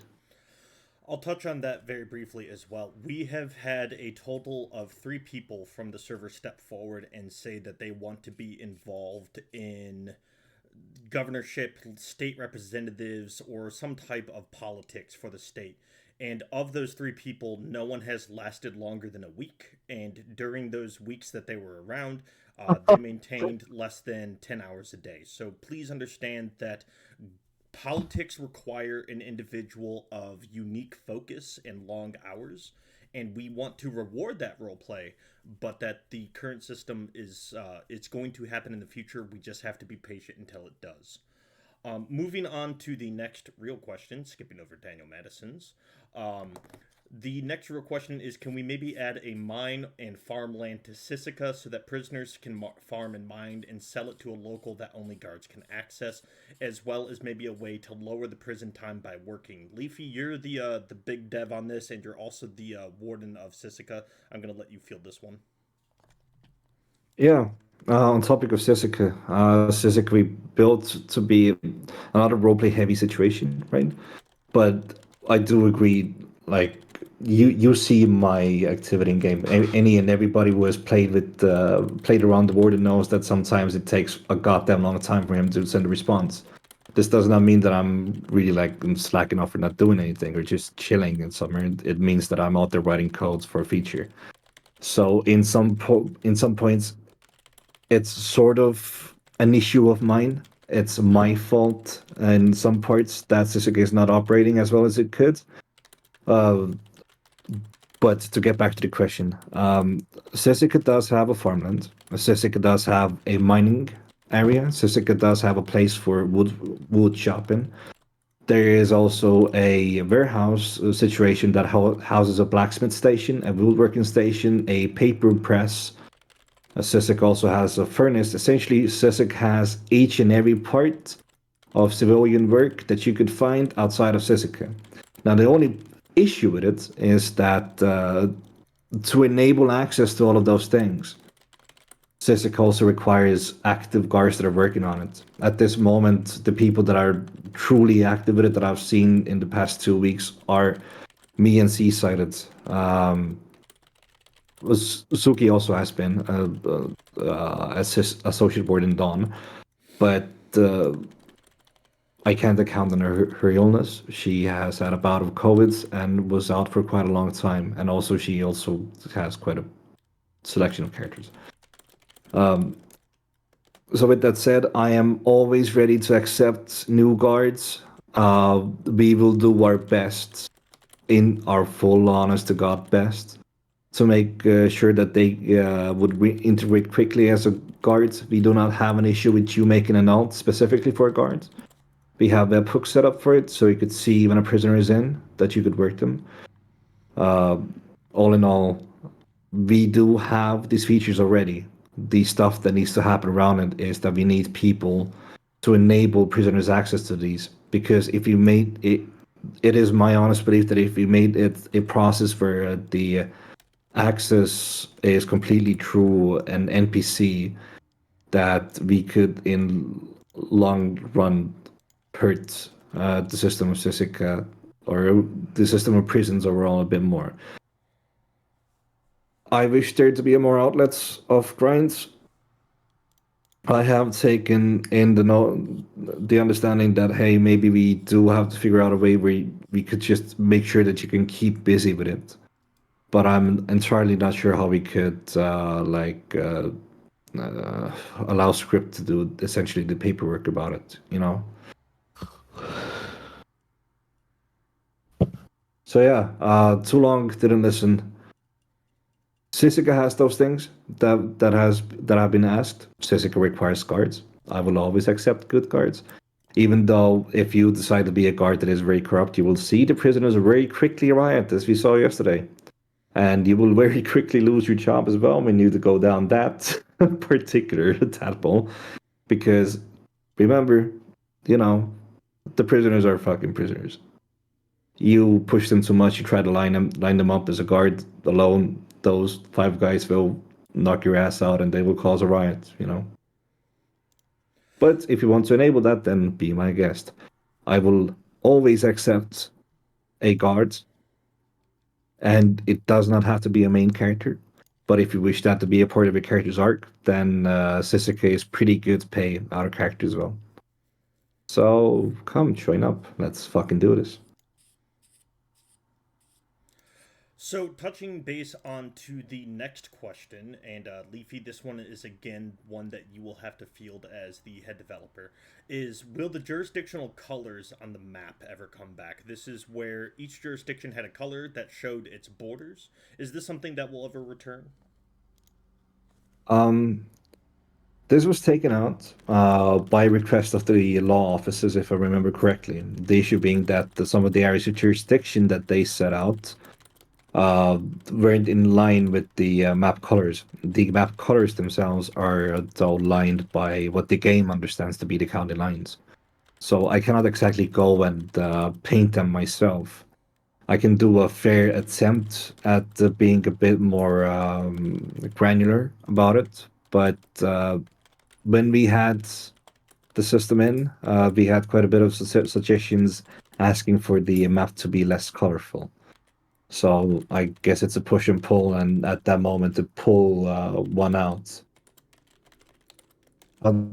To hop back into Sisek for a moment, understanding that guards don't want to be buddy buddy with prisoners. Well, you see what happens the moment where you aren't like trying to teach them.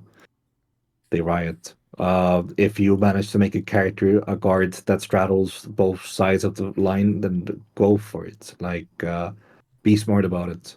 I will never deny good roleplay, but the good roleplay doesn't come from lining up prisoners and beating them. It's, we've all seen this, and you saw how it ended. And I'm quite happy with how it ended, to be honest, because it shows that both sides of the argument have power, and if you want to be this powerful, then make a click that is capable enough to do it, and then try and find out if you can sustain it.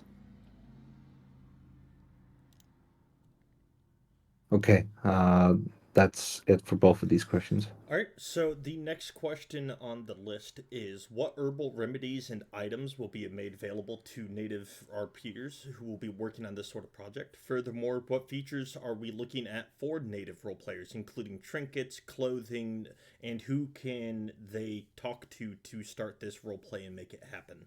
I believe that Leafy, or I believe there's a ticket open about this. I don't know who is the head of that one, but they could be more than happy to respond. Yeah, I can answer that, and maybe Mullet can chime in at some point. Let's take an example from Wapiti at this moment. To Wapiti, we have given the project of revamping that village of theirs. Essentially, giving them businesses, giving them jobs, giving them, at some point, maybe other good stuff as well. Uh, any native group that has longevity and wants to make stuff happen, we will give them mappings. We will try to figure things out. When it comes to specific features like trinkets and such, when we went over to the new clothing system, with it we also transplanted dynamic clothes or making clothes as items. Currently, we haven't put too much work into it, but it is something that it's a bit tough to figure out because when you have clothes, right, you can change the colorways. That colorway configuration is quite a bit, and to figure out a user experience situation for it can be quite a bit of like UI work as well because I cannot transplant the UI of the colorways because the only part of that script that is close to me is the UI. I'm not going to reverse engineer it, but maybe I'm going to make my own menu system to it at some point. So when it comes to like doing dynamic clothing, which is one of those things that we wanted for natives, for them to have the sole access to furs, to native specific clothes, items, and such. We are working on it. Rockets had the good suggestion that perhaps we shall only like put in a specific color of it. So maybe a wolf's head doesn't have to be pink. Maybe it can just be a wolf's head. We can definitely make that work. Um, I have seen some amazing creations from people over that have been about headwears and other native trinkets that have given unique properties to natives. I am definitely interested in getting those in, and the badge system essentially could do well with extension, allowing those things to happen. Uh, it, in full honesty, at this moment, I am waiting for a couple of technological changes to Redm that would allow us to stream in new clothes. And if that would could come in, those would be the first things that I would give the natives. On the subject of trinkets, when we made the hunting system, we added a selection of different animal items that essentially at the moment have no other effect than being more pay you get out of a trapper, right? Those items were created with the idea of being used as trinkets, but once again, we currently do not know how to make a graphical representation of a trinket. So we also need to figure those out. I agree. But all in all, what we want to provide to the natives is that the natives will want to organize this, and as has been shown by Wapiti, we want to give them anything and everything that they want and need to function well. It is one of it is a big interest of ours to have a vibrant community of natives, but indeed none of us have role played deeply in that system. We don't know enough to support it completely, and we will always gladly take suggestions and see how to work with it. Now, one thing that I have seen with natives is the requests for specific native models. And those so far, I haven't given a response out because one, uh, I am aware that there are um, some versions of the models, basically what the script calls as outfits, that seem to be limited, and I have not been able to enable those. I know that Doki has the similar issue with his Cassidy model. Um, I'll be honest, I haven't put in so much work about him.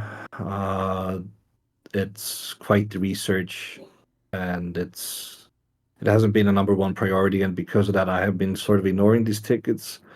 Not because I want to be an asshole about them, but I'm definitely afraid of causing a situation where a tribe of say people in let's take an example, tall trees, would come up to a city and they would all look the same. The clone issue is one that I have, and I would rather try and support methods of finding dynamic ways of making these characters unique, because in essence we are cutting out a lot of features of the server when we set a model upon them.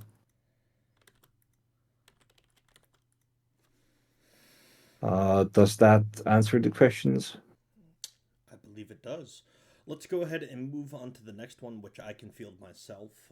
Will there ever be introduction of education in character for everything from lawyers, doctors, bakers, and more?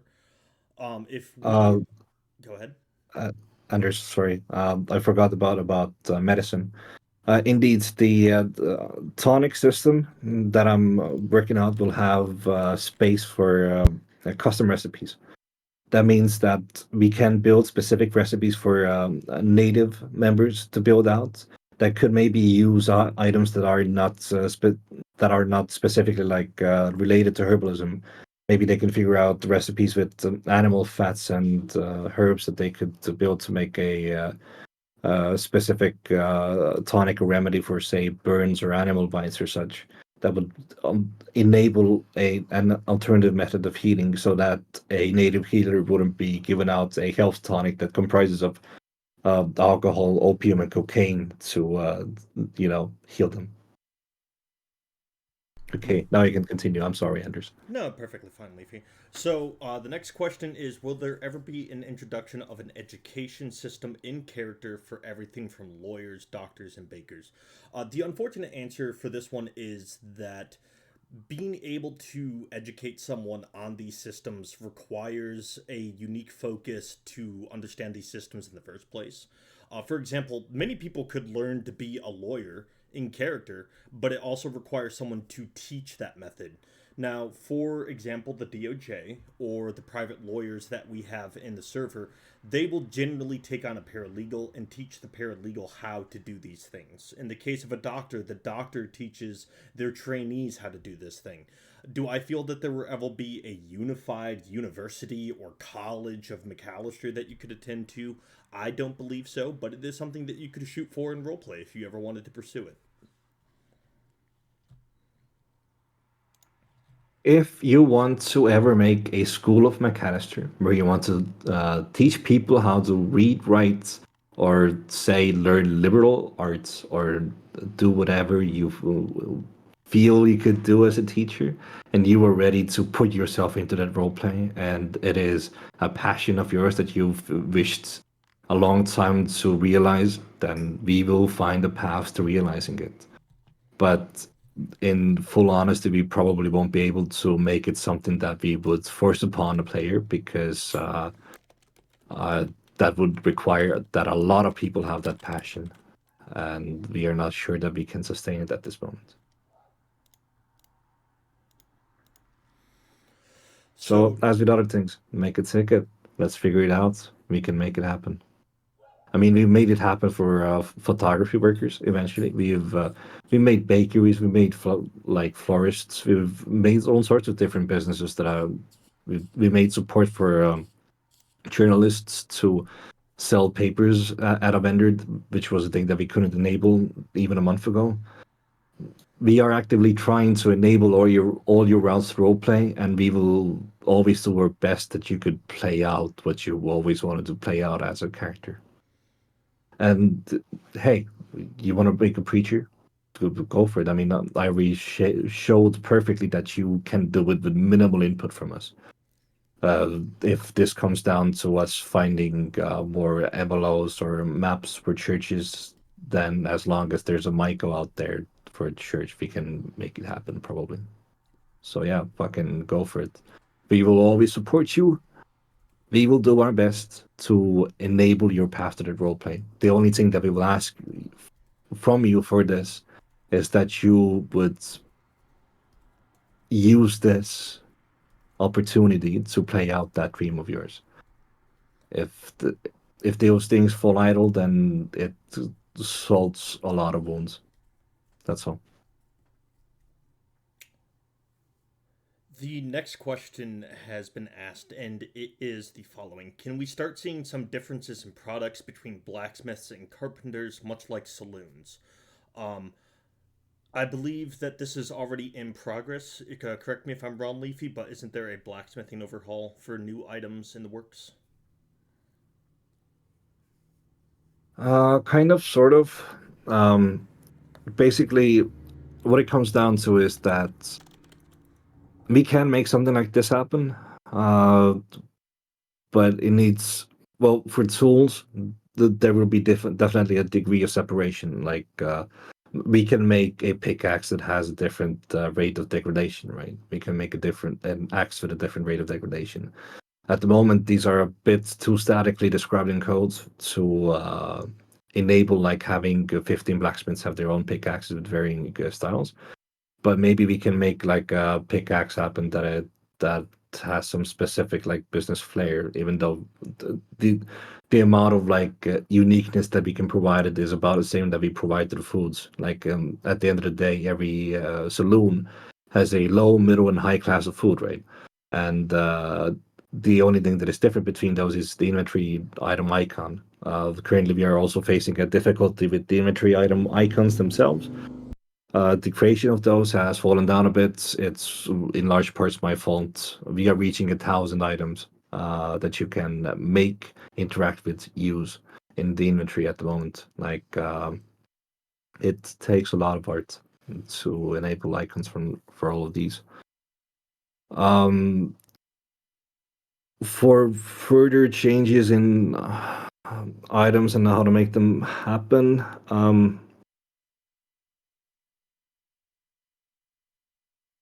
I'm sure we can figure out these things out eventually, but right now it definitely has not been the focus.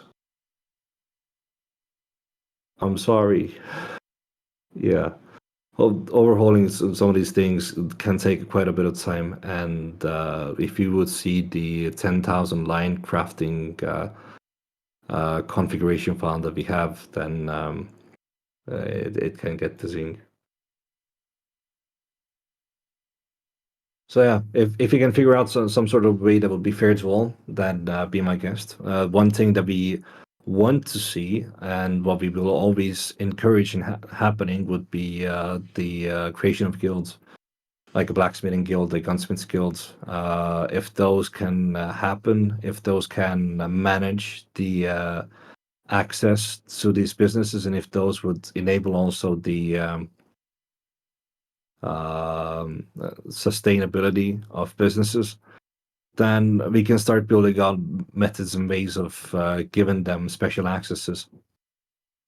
At this moment, I'm ready for such suggestions on it. Honestly, that's all. All right. So at this time, I believe we are going to go ahead and say that you've got another 10 minutes to submit your questions, as we are starting to slow down and catch back up to the community meeting chat. After those 10 minutes are up, we won't take any more questions. We don't want to be here all day. We will, of course, make sure to address any question that has been asked before that. Right now, the next question is: Would there ever be leatherworking in the future? And unfortunately, Leafy, you're the dev, so you're going to have to talk on this one too. Yeah, unfortunately, I do.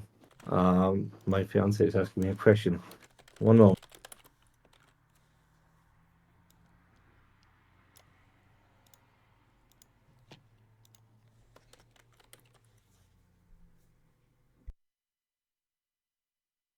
How about that airplane food? So, to leatherworking, indeed, I believe that it is a feature that we have so far planned for trappers to have. Uh, Figuring out a way to work pelts, I believe that we could use the system that we have for distillation. Essentially, we could make something similar to a fermentation barrel, but that instead be a tanning rack. You put in a pelt, you wait some time, you get a tanned pelt out of it, and you use that to make straps. We can add those straps into weapons recipes. At some point, maybe we can find themselves a way of addition to clothes.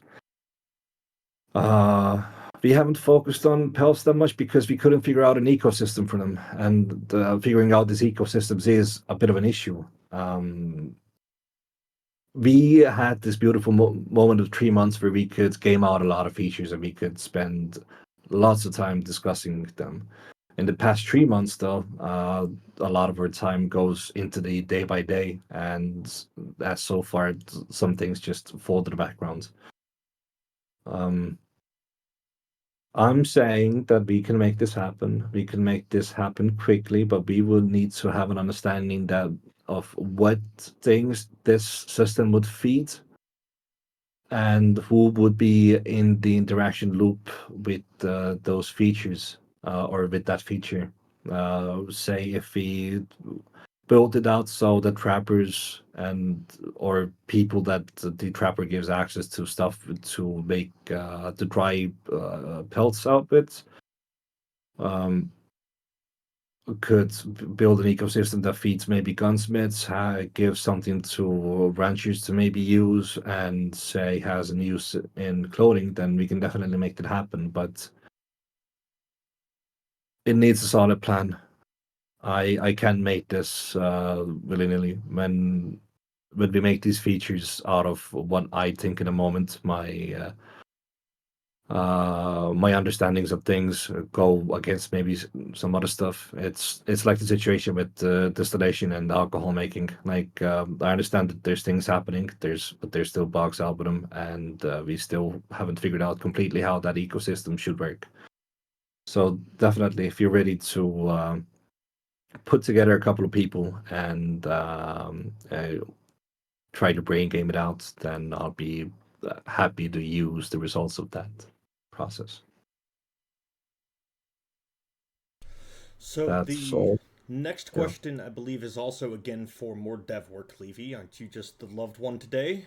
Could we please Mhm. get something like legendary weapons to gun shops? Maybe they could cost a fuck ton of materials to craft, but are really good and nice looking, such as maybe Carcanos or rolling block rifles.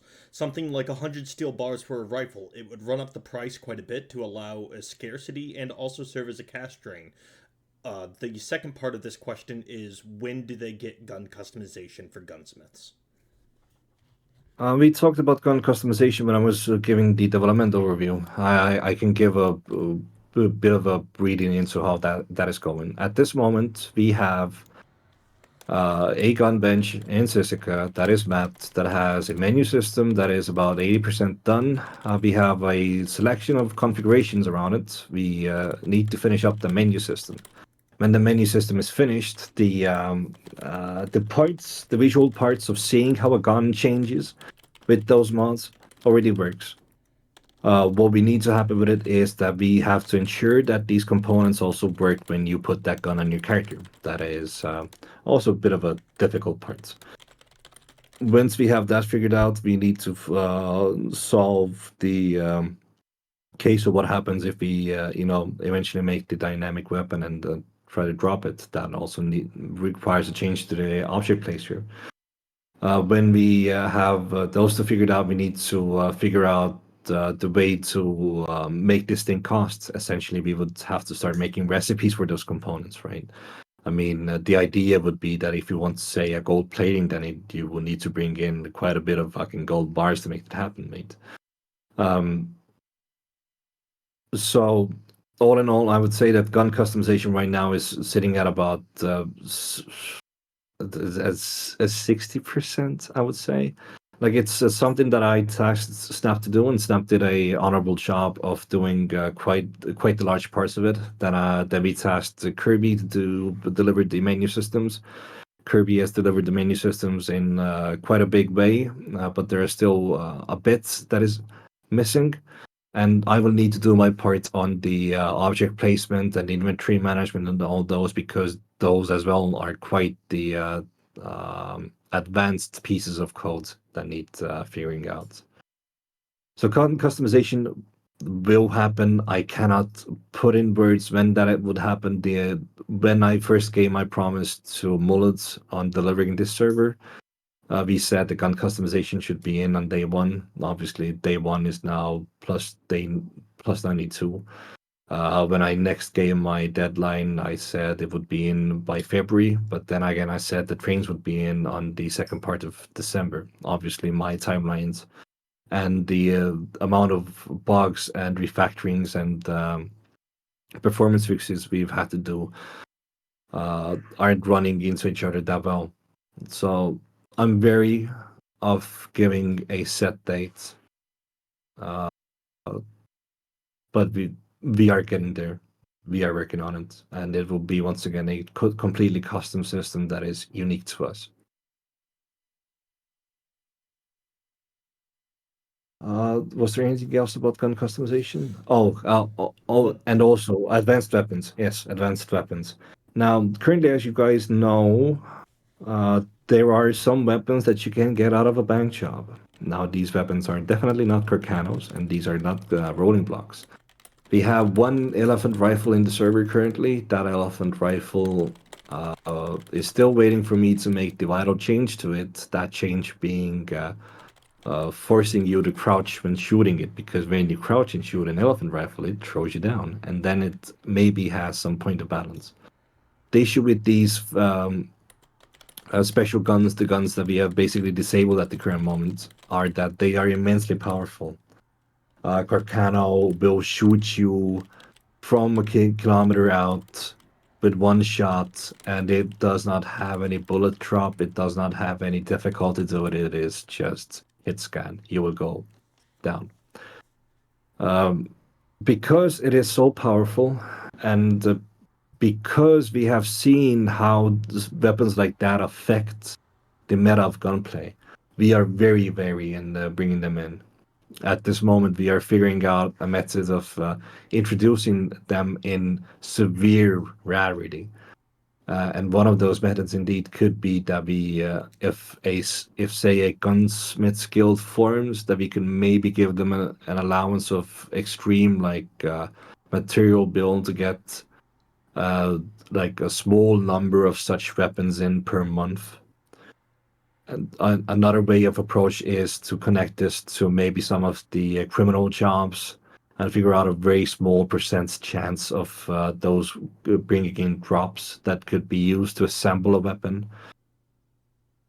All in all, we are trying to figure out these things out, but we are very scared of high stakes role play of a McAllister where a lot of people may have a Corcano, or where a lot of people may have a, I don't know, say a repeating shotgun or similar. It's So just sorry to interrupt, Leafy. yeah, go in. I just want to touch on scoped rifles, I guess. At the minute, our stance on it is there will never be a version of Highstakes RP where scoped rifles are allowed in PvP. If they're ever brought in, they'd likely be restricted to be used for hunting, but we wouldn't allow that to be used in PvP. So that is our stance on it at the moment. I don't see that changing.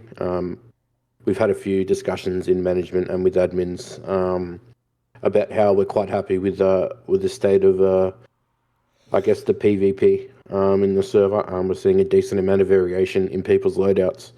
From repeaters and handguns to a double barrel and a revolver. Some people like to run the sawn off and a repeater.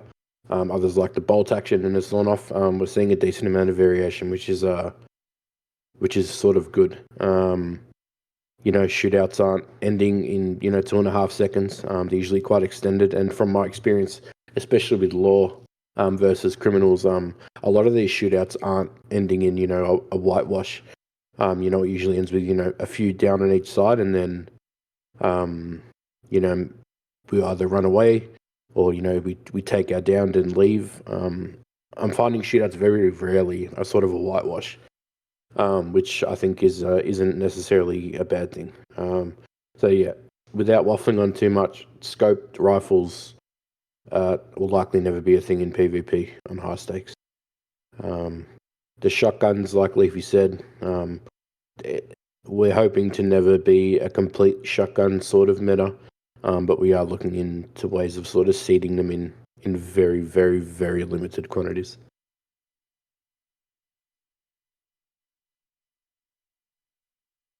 I think that answers this question. All right, so moving right on to the next question, I am going to rephrase it slightly from the way it was asked. Is the ability to create and craft masks ever going to be given into the server? Yes, definitely. Masks, one of the fun parts. Have you guys seen what the mask selection is? It's kind of fucking crazy, right? Um, we can definitely root out some masks that don't look too crazy, or if we do decide to make them all available, that would have to go to a specific job. I think it's something that would come with like the clothes as items once again. Um, that we could maybe make it something that a tailor can do if we manage to make those make clothes as an item like happen well, or we could manage out a job to do that. But the only way the masks can come into McAllister, back into McAllister, will be when we can make clothing as an item and make sure that it can be gated. That is honestly the only way that I can see it happening, because allowing them to be bought from stores, I saw the effect of it on day 3, and I think most of the servers' response to it was, "Oh dear God, please no." All right, moving right along to the next question. Mold and Lightus, I think you would be the two who would field this question. The question is there any current plan to bring back the medical board? Or if Sarona's here, I don't know if they are. Yeah, I got no clue. I don't know anything about medical. Yeah, I think it's something that me and Bullet can actually talk about. Medical board and bringing it back. Why medical board was dissolved was because we were seeing something similar that is happening to sheriff's offices. Uh, but when the sheriff's offices, we are not quite sure yet if it's a question of progression or overt stress of the role. We saw that at least 2 of the members that comprised the medical board at some point basically bowed out because they were so burnt out by playing this game and managing the doctors that it just that they just couldn't continue doing it anymore. And the fear is that if we allow a similar process to happen, when the medical board, we like risk instability with the medical community a lot more than we do with the current way of having them as businesses.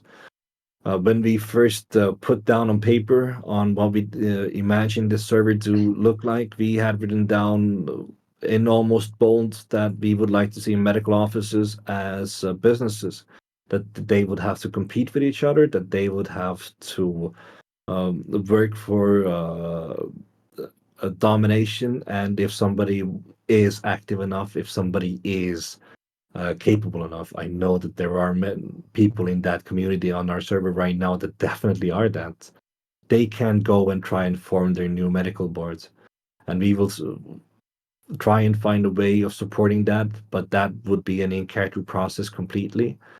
And hey, if you have enough well-working doctors together and we can make something happen, then a hospital that we dreamt of with specializations and the deeper like surgery role play, I'm down for it immediately.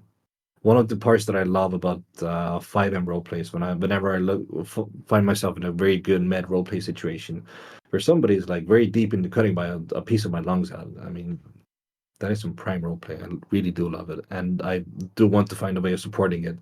But right now, if you say go to the medical office where we expect it to be quite a not a well stocked situation and basically have this sort of a surgery in a dirty room, I mean, you can imagine what the effects of it would be. So we can support a larger organization of doctors happening once again, but this will have to be a role play sort of a thing, and we can support it by finding a better mapping for, say, the Saint Denis hospital building at some point. But bringing back the medical board as it was, as an out of character leadership situation, we cannot support because we are very afraid of the effects of it. Honestly, it's one. It basically what we saw was that two people quit on spot, and the medical situation basically fell apart for well few days with quite a selection of doctors quitting on spot. Like if something like this happens to a role that is as critical as medics and the sheriffs are on this server, um,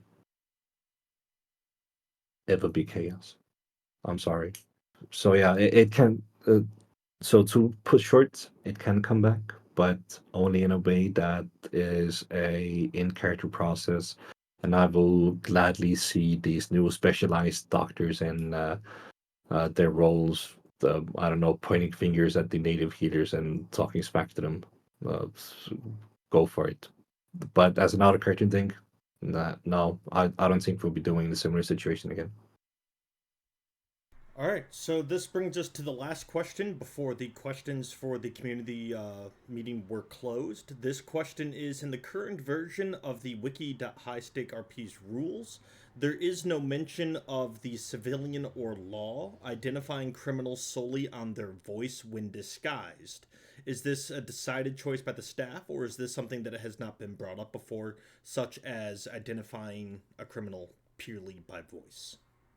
I can probably take this one. Go ahead. So in our law SOPs, at the recruit stage, every lawman, if they read their handbook, they are told you cannot ID a criminal by voice only. You need to take into other consideration other factors. So that's just from the law side. In regards to a civilian identifying someone, it is what it is. If a civilian thinks they know who someone is, and they want to go and seek revenge or make up some story based on false identification, that is what it is. That's just RP. We're not going to come in here and tell you how to RP. If you want to RP, taking revenge on the wrong person and you have no idea that it's not who you think it is, then there's consequences for that. So that's that. Law cannot identify solely on voice. And yeah. and for civilians, they can identify however the hell they want. Just as long as they're ready for the consequences.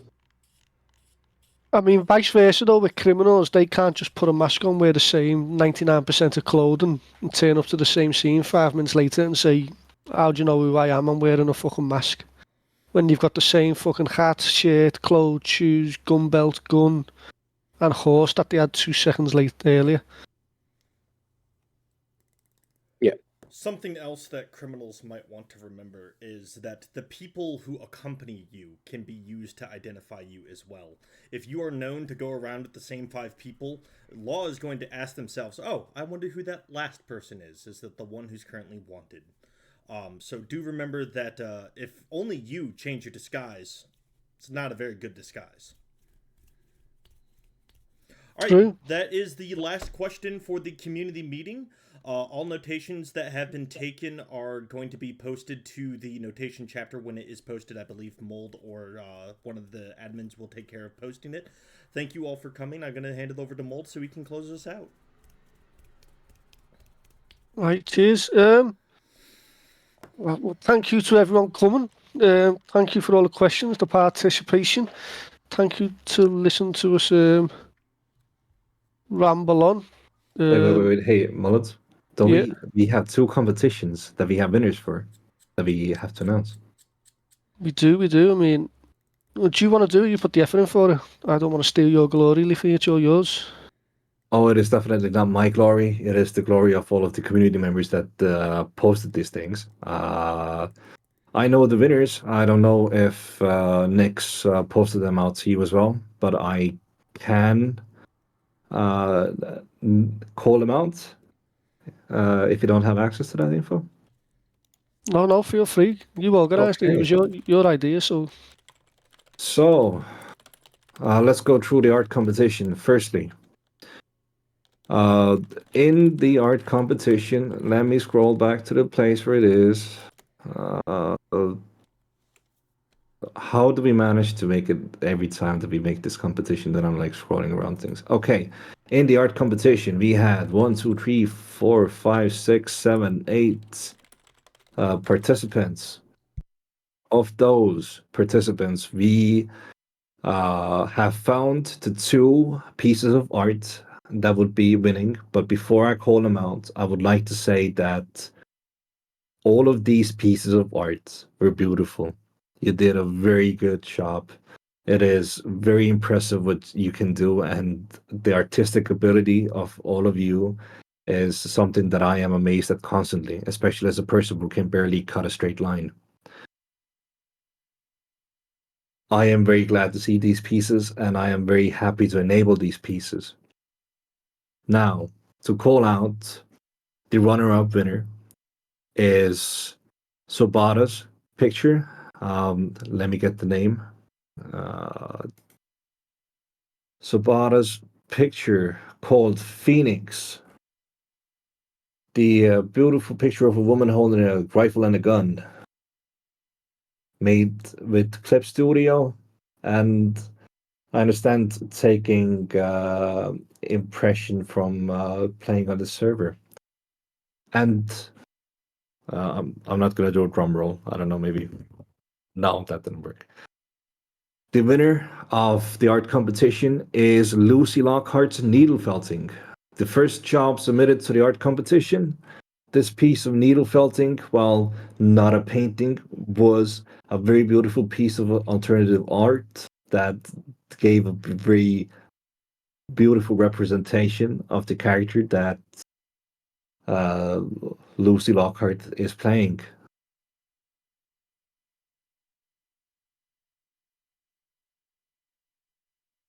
Congratulations to the both of you. We shall give you the roles that we called out you will be getting as soon as possible. But once again, thank you to all of you. I honestly enjoyed every piece, and I will cherish them forever.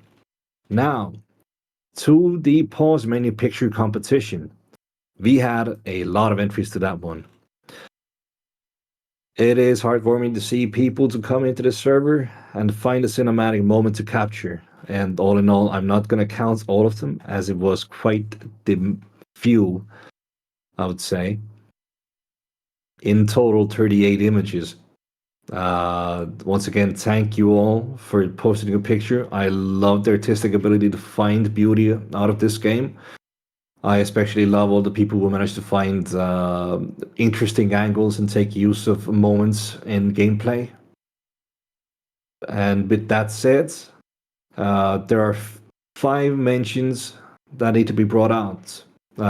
In all, I will do my best of making a correction to the original amendment or original purpose of this pause menu thing.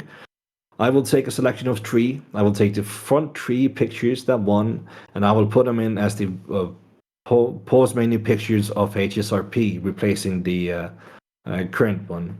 And from this point on, I shall do the best that I can to make sure that we could have more rotation of pictures into it, and perhaps the picture that you took this time might win the next time. So, firstly, the picture posted by Rando, the picture of 6 lawmen looking at, or maybe not lawmen, people looking over Emerald Ranch. A beautiful ultra-wide picture taken in server, gained the 5th place with 34 votes. The picture by Kirkus of a lightning strike in the middle of a field. Also amazing capturing of a moment. I honestly expected it to be in the top 3. With 39 votes, takes the... Oh, wait, no. I was lying. Randos takes the 4th spot. Kirkus is the first that comes to the post menu. You guys can tell it's been 3.5 hours, right? So this picture does come into the pause menus. Very well. Congratulations. The runner-up winner, Dirt Painter's picture of a lonely man chilling at a campfire with their horse overlooking the state of New Hanover, specifically the plains. Takes the 2nd spot and will make a beautiful addition to the pause menus. And also with 52 votes voted. And lastly, with 66 votes voted, Country Club's picture of men riding into action in at the break of dawn takes the winning spot, and with it becomes the primary member of the pause menu pictures. Congratulations to all of you. Of all the 38 posters, I thank you from the deepest depths of my heart. I enjoyed each and every one of those pictures. They were amazing. Leafy, could you just send me a note with all the winners and shoutouts, please? Maybe Nix, if you could do it, or I can do it myself as well. I can get it from Nix. Very well. So yeah. Again, thank you for participating in this competition. Your new roles shall be given out as soon as possible, and I shall have a discussion of maybe even making a new special Discord role for the competition winners.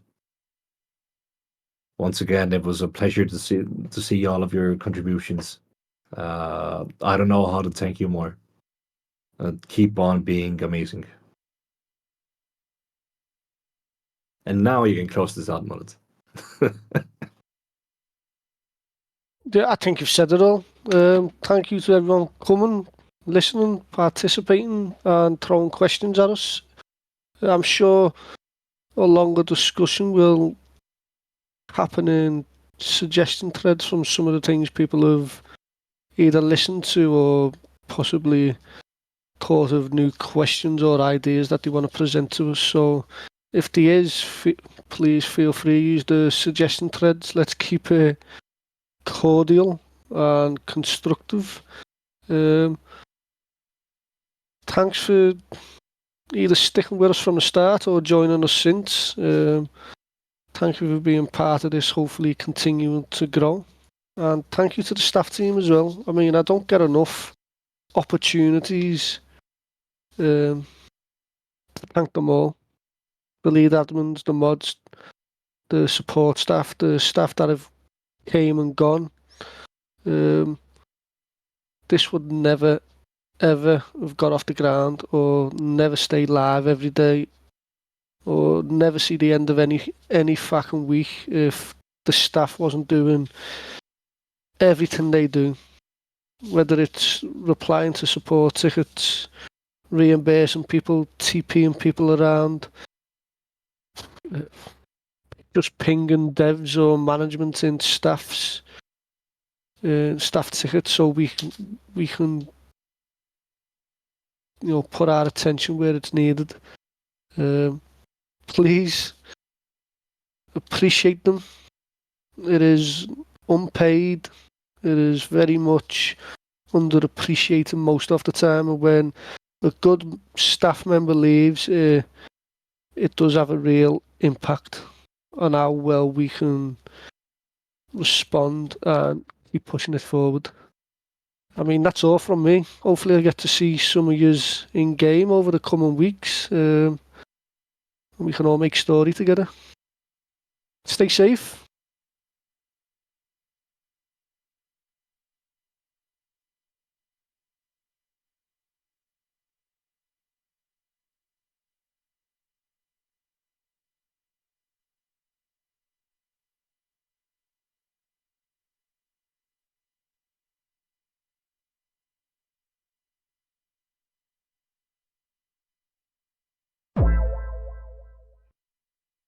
The heck was that?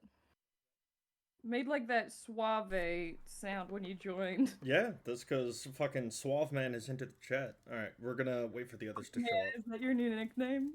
No, it's Big Daddy Justice. Big Daddy Justice. That's what my Telegram was changed to.